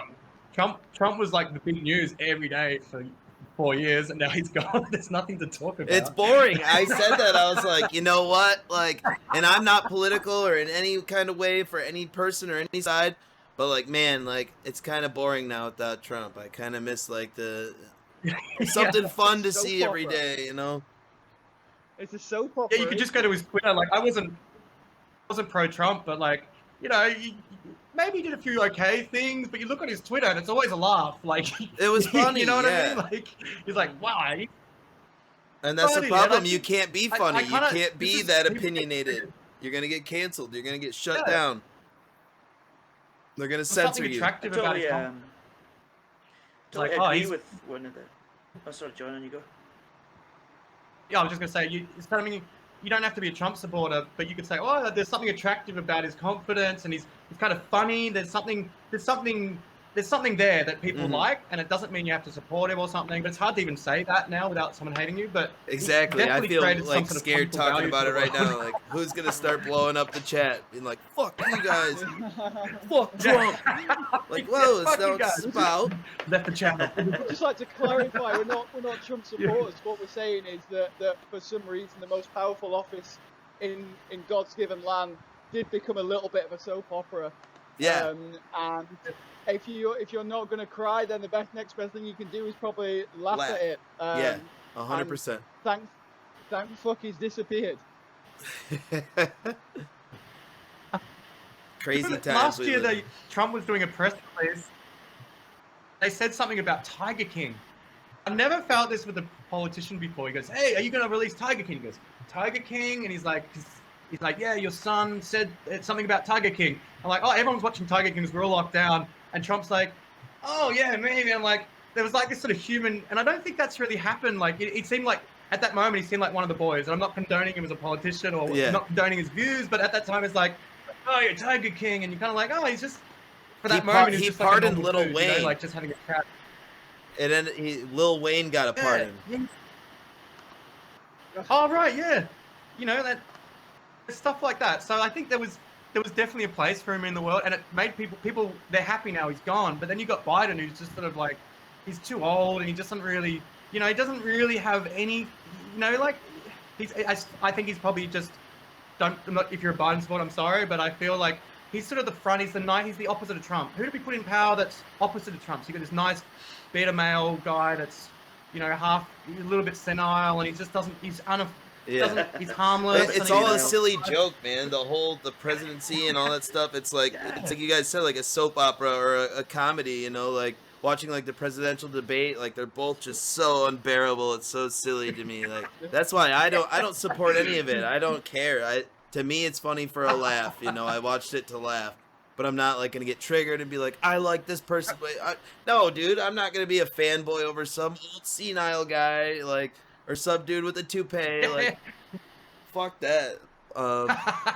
That's funny to me, John. How like up to date you are on it. Like you follow American politics, and you have no reason to. Yeah. I know. I get really into it. I do it. I got like a chat group with these guys. They're all very successful. We're into crypto, and we talk about this sort of politics. And I get to see things. They go, "Oh, this happened." And you go to CNN. You go, "That's like CNN is saying the opposite thing." For like the Fauci emails, for example. So, "Oh, Fauci said this." I'm like, I don't know. I want to Google it. So I had a bit of a look around the Fauci email. I was like, okay, so their side is saying that seems to like they're sort of putting things together. They don't have any criminal evidence that he did something wrong, but there's something wrong there. But then you read the CNN, and all CNN have done have found the nicest bit. So they ring, and I'm like, you know what I mean? Like you can't really get sort of objective truth anymore because you've got two sides that are, oh fuck these guys are not. With the internet and the media, it's exciting. impossible I to should get get into the it a little truth. bit. Like, You got to kind of formulate your own idea, man, of what you think is real and what's not, because they're not going to give it to you. You're not going to see, you can't watch something and be like, that's real. What I saw is the whole thing, because it's not. you can't really get it. There's an app, not that I've used it much, called Ground News. I downloaded the other day, and it puts the news article up, and it has a rating about like more left, more right, or more center. So each article you can see, and it tells you so it's kind of cool. Ground News. So it tells you both which way the articles are swinging. Like, for example, it had something about Fauci emails, and it was Washington Post totally left, and it was saying, oh, they don't mean anything. And then you go to Sky News Australia, which is very right, and so you've got these sort of, you can actually, not having to assume anything, this app tells you which sort of angle they're on. So it's interesting to see, you can take news from both, but I feel there's people in society that only take the Republican side, only take the Democrat side, and that's like, it's not really, you know, they're just bashing heads always, you know, like constantly bashing heads, which isn't that, yeah. And that's, Stay Awake is about being above that, you know, like we had a line like left and, hiding left and right wing, like we have to, you know, like, you know, remove the veil from your eyes, like, if you're in that and that's your whole narrative, that's you're part of the divide, you're part of the whole engine that is driving the divide. And without, sometimes I'm guilty of it too. Sometimes you get, especially around the vaccines, or, you know, about abortion and gun control. I'm like, I used to think gun control, what, Americans, you know, who cares about those guns? Like, just get rid of them. There's too many shooting. But now I'm like, hang on, that is a sort of equalizer, and, you know, don't get triggered. It's an equalizer. These guys have guns, and it was to stop a oppressive government from taking over. And when you think about the laws, that governments come and go, you know, so if they're going to put something in place, take away the guns, in 20 years, maybe there's a super oppressive government that just destroys, you know. Khmer Rouge did that, you know. That wasn't even 30, 40 years ago. You had a peasant uprising funded by or forced by a communist, almost dictator that killed millions of their own people. You know what I mean? Like that happened less than 40 years ago. So if that can happen 40 years ago, what's to say, like, in a few years there's not going to be, you know, you've already got, like, after those riots, you had all those, it almost turned Washington, from videos and photos, Washington into this sort of, like, police, it looks like a computer game. Like, they've locked down, they've got the gates, that Nancy Pelosi says, I want some machine guns on the towers. Like, I'm like, this is nuts, you know? And people were saying Trump was the problem. Okay, he had some issues, but this is an issue too. Like, can we be open about this? Like, you don't want either of those things. You don't want that. You don't want either of those realities, really. You don't, you know, you don't want people to storm your Capitol, whether he meant to or not. Like, you know, you don't really want that. That's a bad thing. You know, that's a bad thing to put machine guns up in the towers around the Capitol. You know what I mean? You know. Anyway, like, I think Trump had such a cult of character. Like, unlike anyone, like, you have to give some, I don't know if you want to credit it, you have to give some recognition that people loved him as a cult. He created his cult character, and that's probably not positive either, but he had all that support, and maybe that built his ego too much. But even I'm trying to be objective here. I'm not taking either sides, you know, like, cause I can tell. You're mentioning all the plots, but you're not, you're mentioning all the triggering subjects, but you're not picking a side that triggers the other. I'm not going down the path. You're doing very good, John. You're doing very good. I'm in New Zealand, and I'm learning a lot about you. The other boys are like, normally I'm stoned.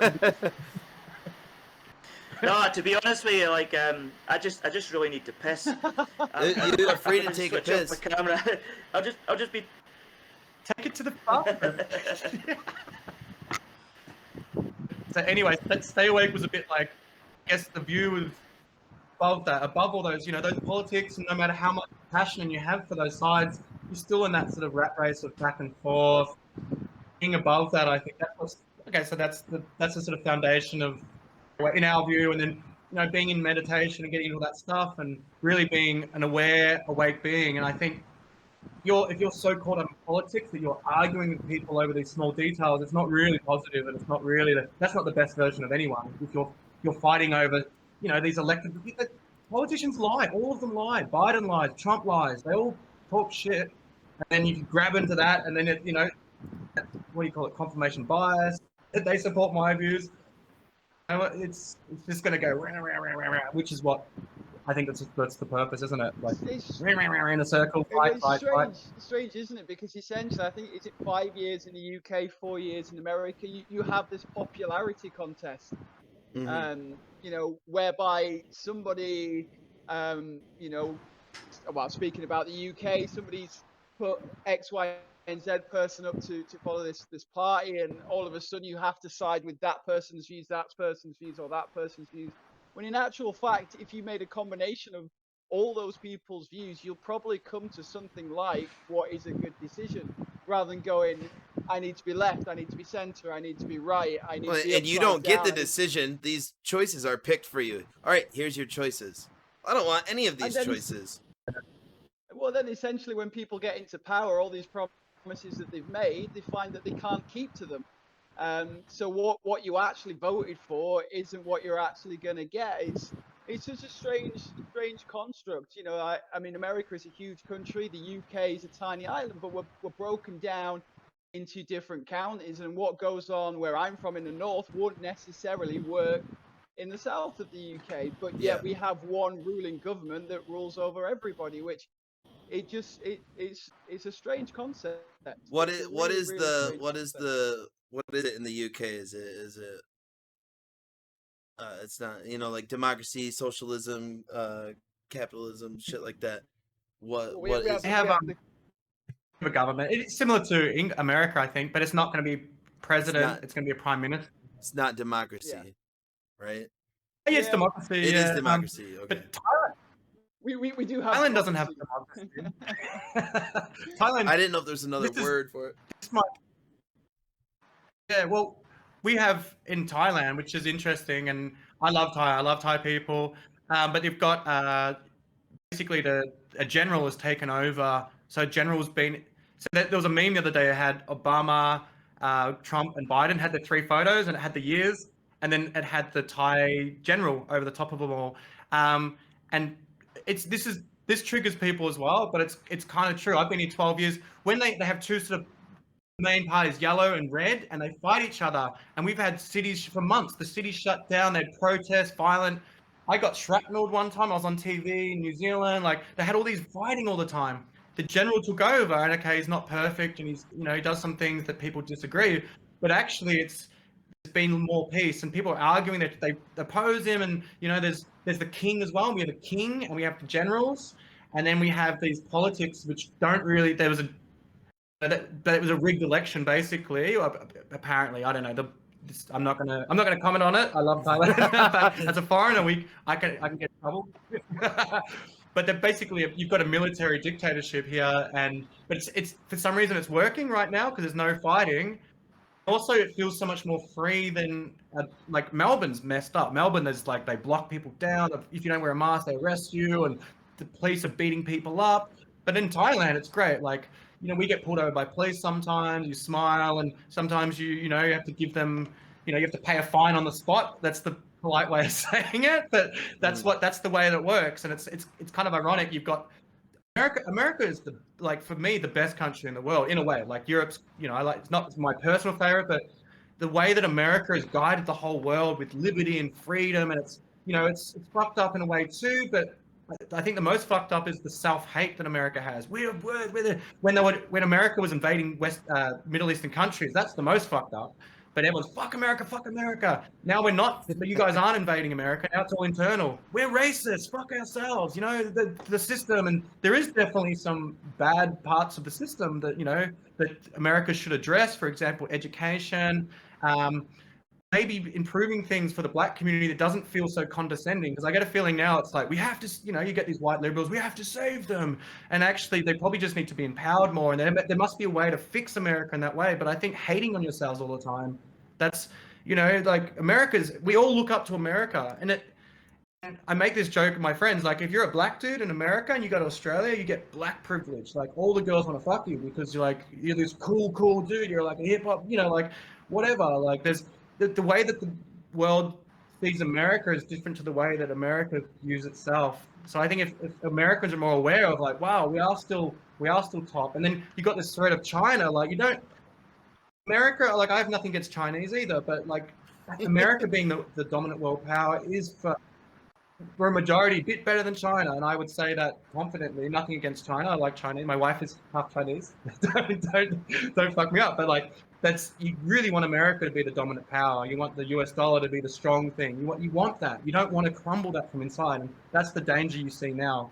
I feel that's what I feel. You got this war within yourselves, and then you can say conspiracy. Maybe that's the point. Maybe people are paid by China to destroy America, and that's a whole nother thing. But you got the Wuhan lab now, and okay, a year ago was saying, oh, that must be in a lab. No, not from a lab, not from a lab. And now it's coming, oh, it might be from a lab.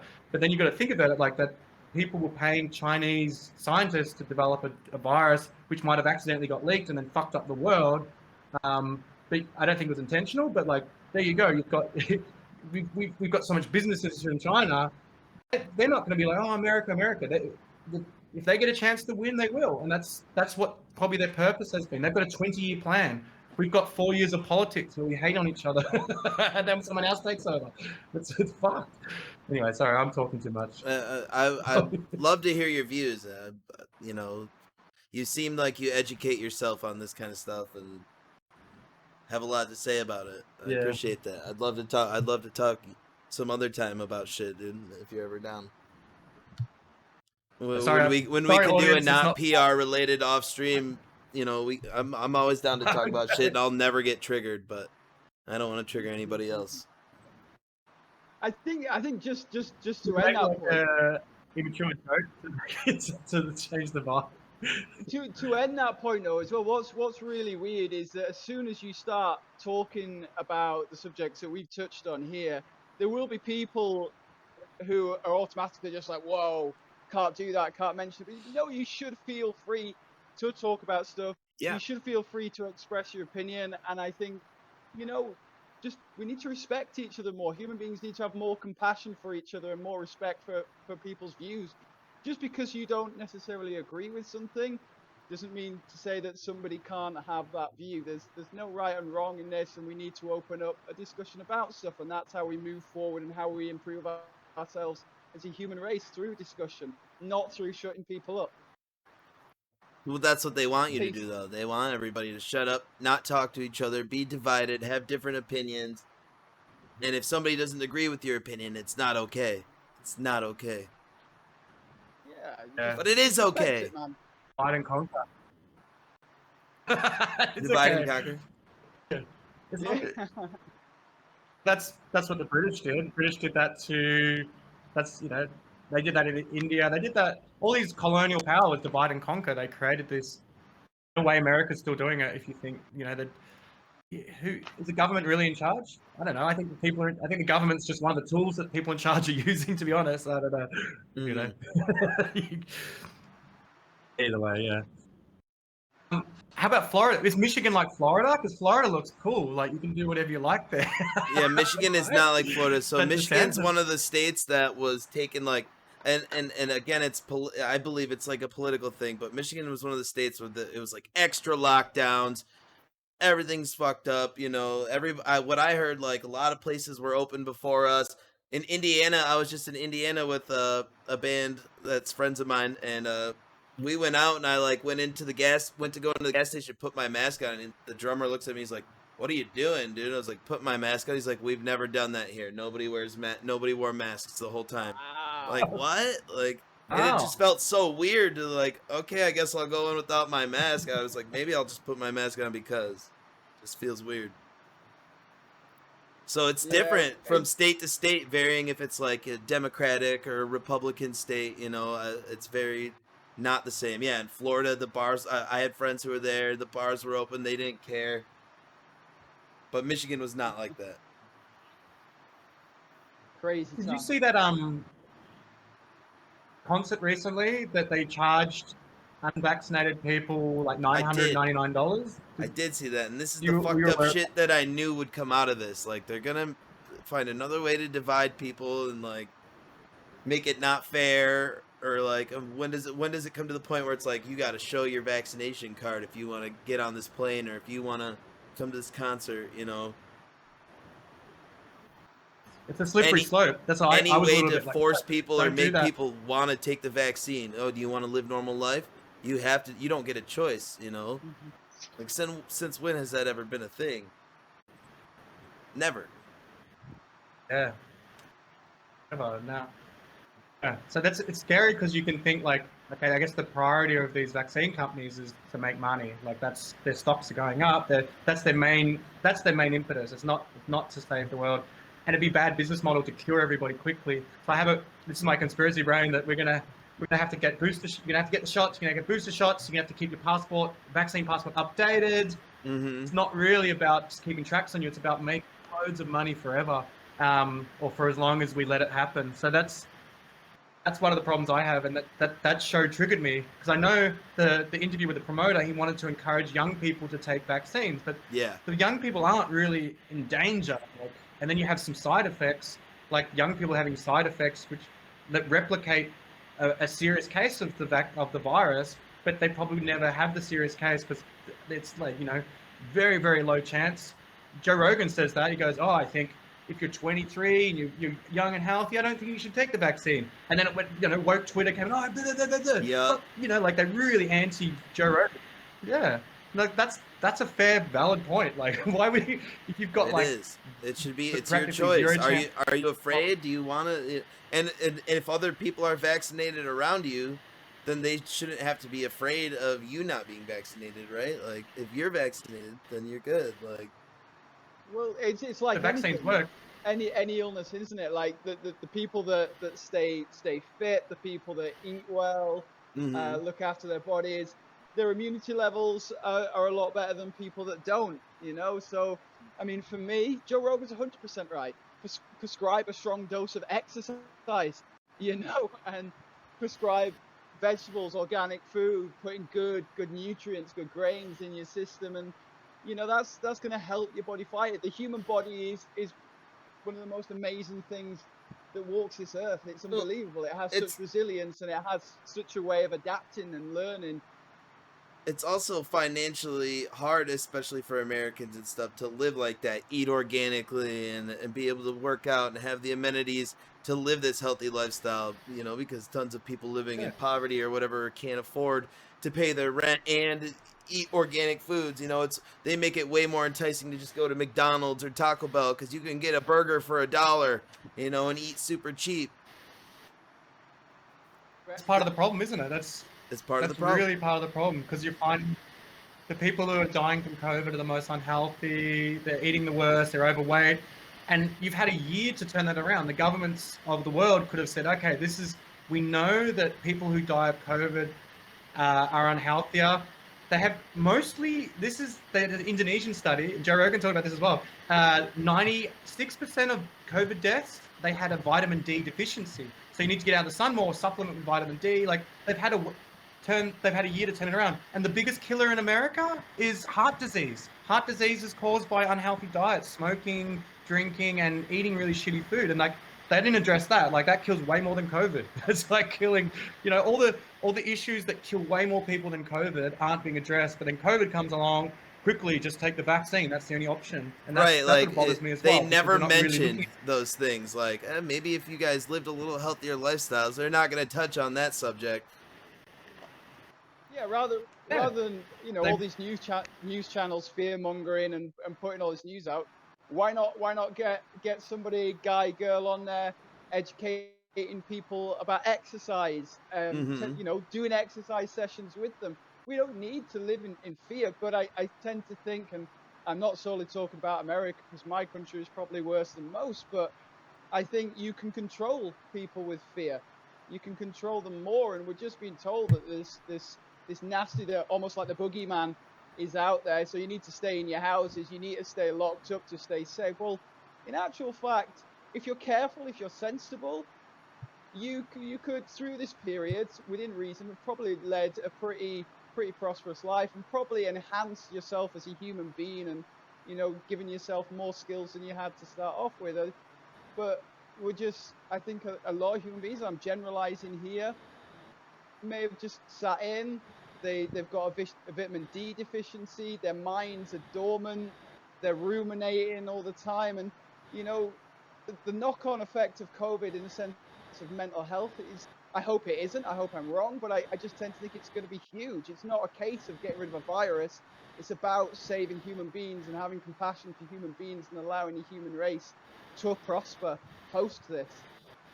Yeah, it changed like how your mind works. Sitting in the house this whole time, not going out, having human interactions, going back out, like with the bars being open and stuff. For me, I went out like this weekend and stuff, and it's been hard just to like re-put myself into this because I suffered from some of that, like the vitamin D deficiency and sitting around and being stuck in my head and like laying in bed for days, dude. But there came a point where it's like, okay, I've got to make something. I've got to do something. Well, you got to be real about it as well, and think that like the the mortality rate of COVID is something crazy, right? Something like you've got a 99.98% chance of surviving it or something like that. Yeah. So like, why is everyone like just so like in panic mode? Like, we have to get vaccinated. We have to go get this vaccine. COVID's this big killer, and they're not really addressing things like heart disease, obviously other factors like flu and cancers and all this kind of stuff as well. All the other things that are killing people around the world. That you've got more of a chance of dying from than COVID. A much bigger chance of dying from than COVID. So why is there so much panic? Like, we have to get vaccine. We have to do this. Like, you've got a 99% chance of surviving it.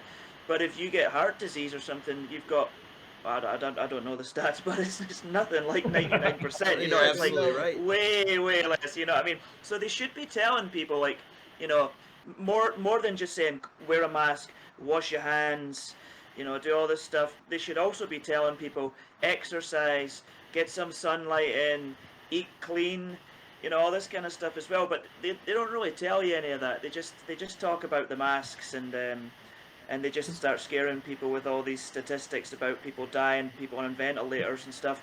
And yeah, it does kill people. And I know a few people now that have been affected by it, but I know way more people that have had family members, including myself, that have died of cancer, that have died of heart disease, that have died of a whole bunch of things. So I don't know why there's just this sudden panic about it. And again, it's just the whole issue of the media, I think, just instilling fear on people. And it works. Everyone's on the same team when you think about it. So you got the vaccine company. Well, everyone talks about the Bill Gates conspiracy. Let's not go into conspiracy, but he's part of the Gavi, the Global Alliance of Vaccines Initiatives. He said he was funding all these vaccine companies or vaccine projects to build the vaccines. So he was paying money for this to happen. Then he's the spokesman of vaccines. He's friends, all those elites, they're friends. He's friends with Mark Zuckerberg, Fauci, they're all mates. And it's in their interest. They'll be stupid businessmen to let this opportunity go. And like you think about the social media, everyone's way more into social media. They're at home. So it's the big tech and the big pharma are almost like in the same team. And I think the Democrats are part of that. Love or hate Trump, he was sort of like the thorn in their side, that's another reason I thought Trump was like a nice calling him out. Yeah, he was this. Yeah, he was up there, and he said stupid shit as well, but he said some intelligent stuff. He made sense on that level. He made because all these guys are on the same thing. They're going to take the world in this direction, and that's what they're doing. And like, so if we're online arguing, and we're at the end of the day, we should all be on the same team and point out, hang on, it's those guys going to make money off this. They're making billions. The richest guys in the world have made more money. And I don't hate billionaires. Like if they've made their money, great, good on you. But at this point, like, hey, enough's enough. Like, you've got your Amazon has made heaps of money. All these billionaires have made all this cash through the pandemic. Tim Dillon's a comedian, and he got online, and Tim Dillon, you can Google it, but he was in those chat groups, Clubhouse, and he said he gets invited as a comedian. He gets to these different chat houses. And he said he was in this group. He didn't say who it was. He said it was a prominent tech person, someone very big. And I'm not going to say who their name was. He goes, but it scared me the way they were talking about it. They said, hey, this has been great for business. We need to find a way to make sure this keeps going. We need this to improve our business. It's and a money maker. It was really scary that the way that these guys, massive money maker. So that's what people need to realize. It's not really about the virus. It's not really about the vaccine. Is just another money maker. It's all about that. And I tell my mum, she calls me, oh, when are you getting the vaccine? I'm like, oh, I don't know. When it's safe, when I really need to take. But right now, just Google Pfizer criminal cases. They've got billions of dollars, $2 billion they paid in. They've actually got criminal cases against them. So you don't have to trust them. You don't have to trust what they've pumped out, and that doesn't make you an enemy of society. If anything, it makes you a conscious person. That's what bothers me. I argue with people. The other day. It's like, I think unless you've been vaccinated, you shouldn't be out in public. I'm like, but you're like he's the guy that's like, stop Asian hate, you know, Black Lives Matter. He's got all those, you know, he does all that stuff. I'm like, yeah, but that's, so you're just discriminating against people that don't want to take this vaccine. And he was just so solid. No, unless you've got a vaccine, you shouldn't be outside. I'm like, what? You're preaching all this stuff. You're the guy that cares for humanity, but then you don't. That was about that punk gig. You know, I was like, oh, you know, that's toxic. It's really toxic if you're going to start dividing people by their vaccine status. But you know, it's not like we established it may not work. It may be dangerous. It's too there early may not to be a tell. reason to take it from a company you can't trust. Too early to tell. And then you've got Microsoft helping schools do a vaccine passport. They're all in the same team. They're all going to make lots of money. If you can't, you don't have to be conspiracy theorists. You just have to look at the facts and go, maybe I don't want it. You know, like it. Anyway, that's. You know, I'm not an anti-vaxxer. I think I've had a lot of vaccines in my past. I've had tetanus, I've had hepatitis C. Yeah, you know, I'm not anti-vaxxer, but this one, I don't really want it, and I don't want to be attacked because I don't want to take it. And none of us, no one should. I feel the same way. Yeah, but they might pressure us. Oh, I want to go visit my family. I want to go home and see my mum. You know, I haven't seen her for a year. It'd be nice to see my mum. Oh, you're gonna have to vaccine passport, and you have to vaccine, you have to update, and you have to quarantine still. Like, there's gonna be all these restrictions on me to stop the virus, which I guess is a real thing, you know. But if my mum gets a vaccine, surely she's safe, right? Surely I have no threat. But it's scary to think they're gonna create this other class of people, and I think it worked. Like, that's a great business model. If you create all these people, if they're going to be ostracized unless they get a vaccine and we get paid for it. That's kind of what they created. You've monetized the virus. 100%, and that's and I think that I don't, you know, on a political level, I think Trump was against that. I don't know. People said he was going to get money for hydrochloroquine or whatever. Like that, they haven't even looked at the alternatives of the vaccine. But the Democrats are pushing that as well, because they're all mates. They're all that side, that elite side is not really about the people. It's about their, you know, I think politics are to a point. Anyway, I'm talking again too much. But anyway, Stay Awake's about this. Stay Awake's about really being awake above all that. You know, like, you know, even the riots last year, they incited riots for months. They burned down. I'm like, wow. I guess they've got a reason. They want to express their anger of society. They're not, you know, certain people are not treated well. But it just became looting. It just became absolute looting. And then one side says, hey, that's great. You know, one side, the side that wasn't in power, was promoting that. They wanted that to happen, and it wasn't for the benefit of humanity. It wasn't for the benefit of the Black lives. It wasn't for the benefit of any cause except their own. And people don't realize that. And if I said, oh, no, I'm against that. Oh, you don't like black people? No, 100% love everybody. Wow, John. But burning down streets and burning down businesses 3 months, that's bad. Like, yeah, it was fucked up. And it's so triggering for me to mention that. Hopefully, yeah, Black Lives Matters for sure. But like burning down, you know, destroying your neighborhood, your own neighborhood. You know, the country. Yeah, and looting. Okay, great, you got some sneakers, but like that's not really helping the problem. And you know the biggest crime waves now, like Oregon has got so much crime. I went to Portland. It was amazing. I love Portland, Oregon. And now the crime rates are so astronomical. 800% increase of crime. That's not good. No matter what political view you have, you don't want that. You don't want an increase of crime. You don't want to release sex predators. That's what Biden's done. Oh, just for they're Mexicans, so we'll let them go. And I'm like, you don't want those. you don't want criminals. You know, like you don't want that. No matter what your ideals are. You know. Anyway, yeah. Sorry, that's me ranting again. But like, don't get triggered by what I'm saying. I love humans. I love people. But well, and you guys have this beautiful thing. You can express all the things you're saying and how you feel. You can do that through your music. That's the best thing. The best medium you have. The universal language of music to express your ideas and your feelings and your opinions. 100%. Yeah. I think that's. It's actually, thank you, John. I haven't really talked like this on an interview before. Normally, we just. I know. I've watched you guys do interviews. I'm like, holy shit, John. He's letting it all out. Normally, the interviews are in the evening, and I'm usually stoned or something, so I don't really talk too much. Yeah, I was gonna say, dude, let's get a shot in you, man.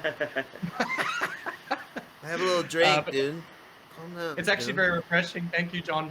This is my views, and it doesn't fit in with others, and the other guys in my band sort of share views, and we're not taking a side. The only side we're really taking is humans, and as outsiders we're lucky, especially Thailand.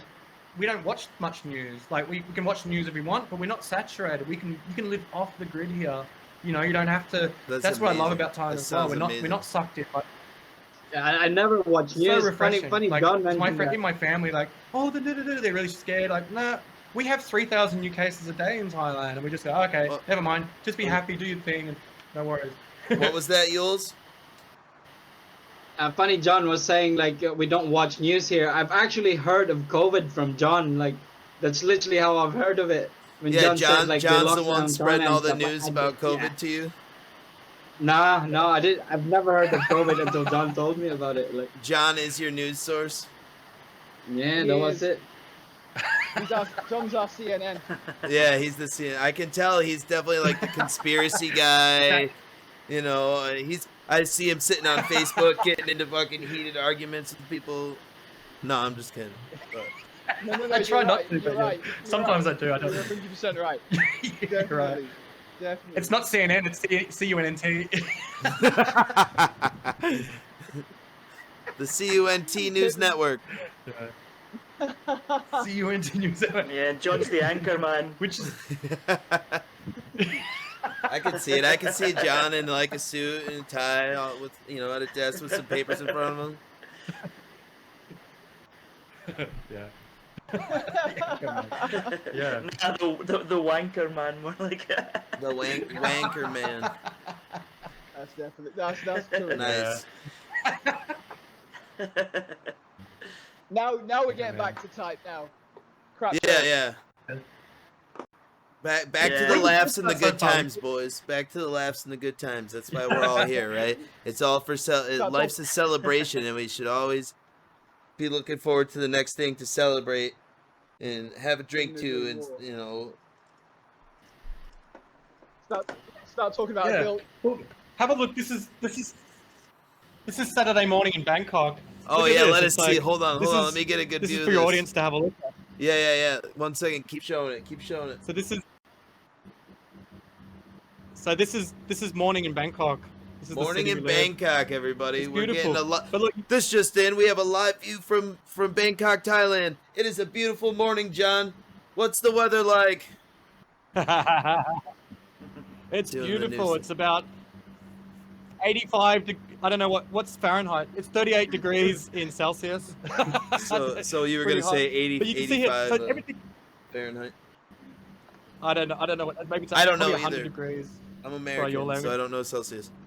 But it's beautiful. Like, okay, but you got the nice big buildings. Here's a nice big building, and then down here you sort of got a bit of the contrast. You've got the sort of more lower slummish, yeah. socioeconomic areas. A bit slummish, but that land, if you own that land, you're doing all right. You know, If your house you looks like can crap, own but the land you- down there. You can own the property. As a 100 foreigner, we degrees can't, Fahrenheit. but it as a- is. 38 Celsius. Okay, is so it's at 100 least degrees. 100. Wow, that sounds hot. Do you get AC there? You got air conditioning? Oh my word. Yeah, Yes. and AC everywhere. Absolutely. Everywhere yes. AC. I It's- never used AC much before I came here. I just got my first I- one, dude. I won't go without it anymore. Didn't have one for 9 years. I wouldn't be able to sit here doing this stream with you guys right now if I didn't have it. But you Well, guys I get didn't you even know guys what get AC pretty was. cold up there as well, though, right? Oh, it Michigan, gets you super guys cold right, here. Right next to you're next to the Great Lakes and stuff, right? So it's freezing up there. Dude, the Lake Michigan is right outside my front door. I live on the beach. Now I can't give you a view of it Oh, because it's beautiful. pretty much like Ah, super dark outside right now. But yeah, the lake's fucking a block away. The big beaches and stuff. Nice. Beautiful. Yeah, it's beautiful. The It's nature, beautiful we in the miss a lot being in summertime. the city. Beautiful in the summertime Ah, and that's coming brutal up in the now, right? winter. That's Here it's just yeah, it's just hot here. I think the easiest job in Thailand is probably being a weather reporter because they'll just come on screen and go, yeah, today most It's most gonna things be will 100. hot." It's gonna be 100. It's gonna be 100 all week. It's gonna be ball soup. You guys are fucked. That's Yeah. how they report the weather on. It's going to be monsoon soon. That's how they report the weather on CUNT News. Yeah, exactly. I'll be the weather Bowl reporter. Bowl soup. Yeah. It's hot today, and I might trigger someone. Sorry.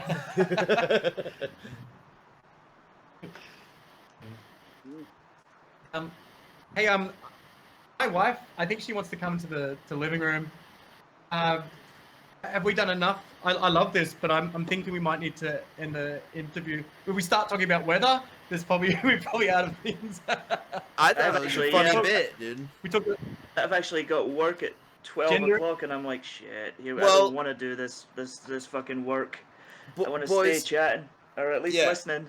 you guys are welcome to stay with me as long as you like, or fucking leave. But if you're gonna leave, let's go ahead and do the professional thing. You guys go ahead and plug where everybody can find your music and what any upcoming shows, anything that we need to know. Let's hear it right now. Go, Paul, go. All right, you can find us on Facebook at Stay Awake Official. We're also on Instagram at Stay Awake Punks. We've just released our new EP called Portraits, so I'd suggest that you head over to Spotify, check us out there. We've got 2 EPs up on there right now, but like I say, the newest one is called Portraits. Check it out, share it around with your friends, let us know what you think via Facebook. Facebook's probably our main point of contact. Like I say, that's YouTube. Stay Awake Official. If you type in YouTube, you type in Stay Awake, you'll get lots of other stuff. I If you type in Stay Awake Portraits, Band. You should be able to find. Stay Awake Yeah. Band takes me right to Okay, One you've Stone done it. Away. Okay, cool. You'll find us, yeah, straight away. Perfect. That's a music Go video. subscribe Yeah, to their that's a YouTube good if music you guys video. You want haven't. to check it out, guys? They need Definitely. YouTube subs. I think I was your guys' Yeah. number 200 sub when I subbed you. Woo. Oh, great. Hey! Okay, yeah. Hitting the big time. In Yeah, Thailand, well, that's- Facebook's really popular, and Philippines. So we're getting all these likes, all these views on Facebook. Other countries, Facebook's not so popular anymore. So yeah, help us out with some subscribes on YouTube. That'd be awesome. Thank you. Do it. Go subscribe to Stay Awake. They're Stay Awake. We're Stay Awake. We support Stay Awake. Thanks, dude. Thank you so much, John. This has been really You guys are awesome. I love you. I'm gonna keep listening to your music. Hopefully we'll be in contact soon. Maybe our paths will cross someday, boys. Definitely. If we can get to Sorry, America, man. we will go to America. come to Michigan. And Thank you, maybe I'll John. make it to All the best, Thailand bro. one day. Do it. You should, do man. it. It's so Amazing. fun. It's Yeah, you amazing. should. That's super fun. Yeah. All right, boys. Thank you for joining me on the Stay Awake Squadcast. This one's to you. I'm gonna have a little Okay, shot. thank you. So what do you call? Take care. Night, boys. Bye-bye. Good morning. Thank you. Good morning. Thanks, dude. Thank you, John.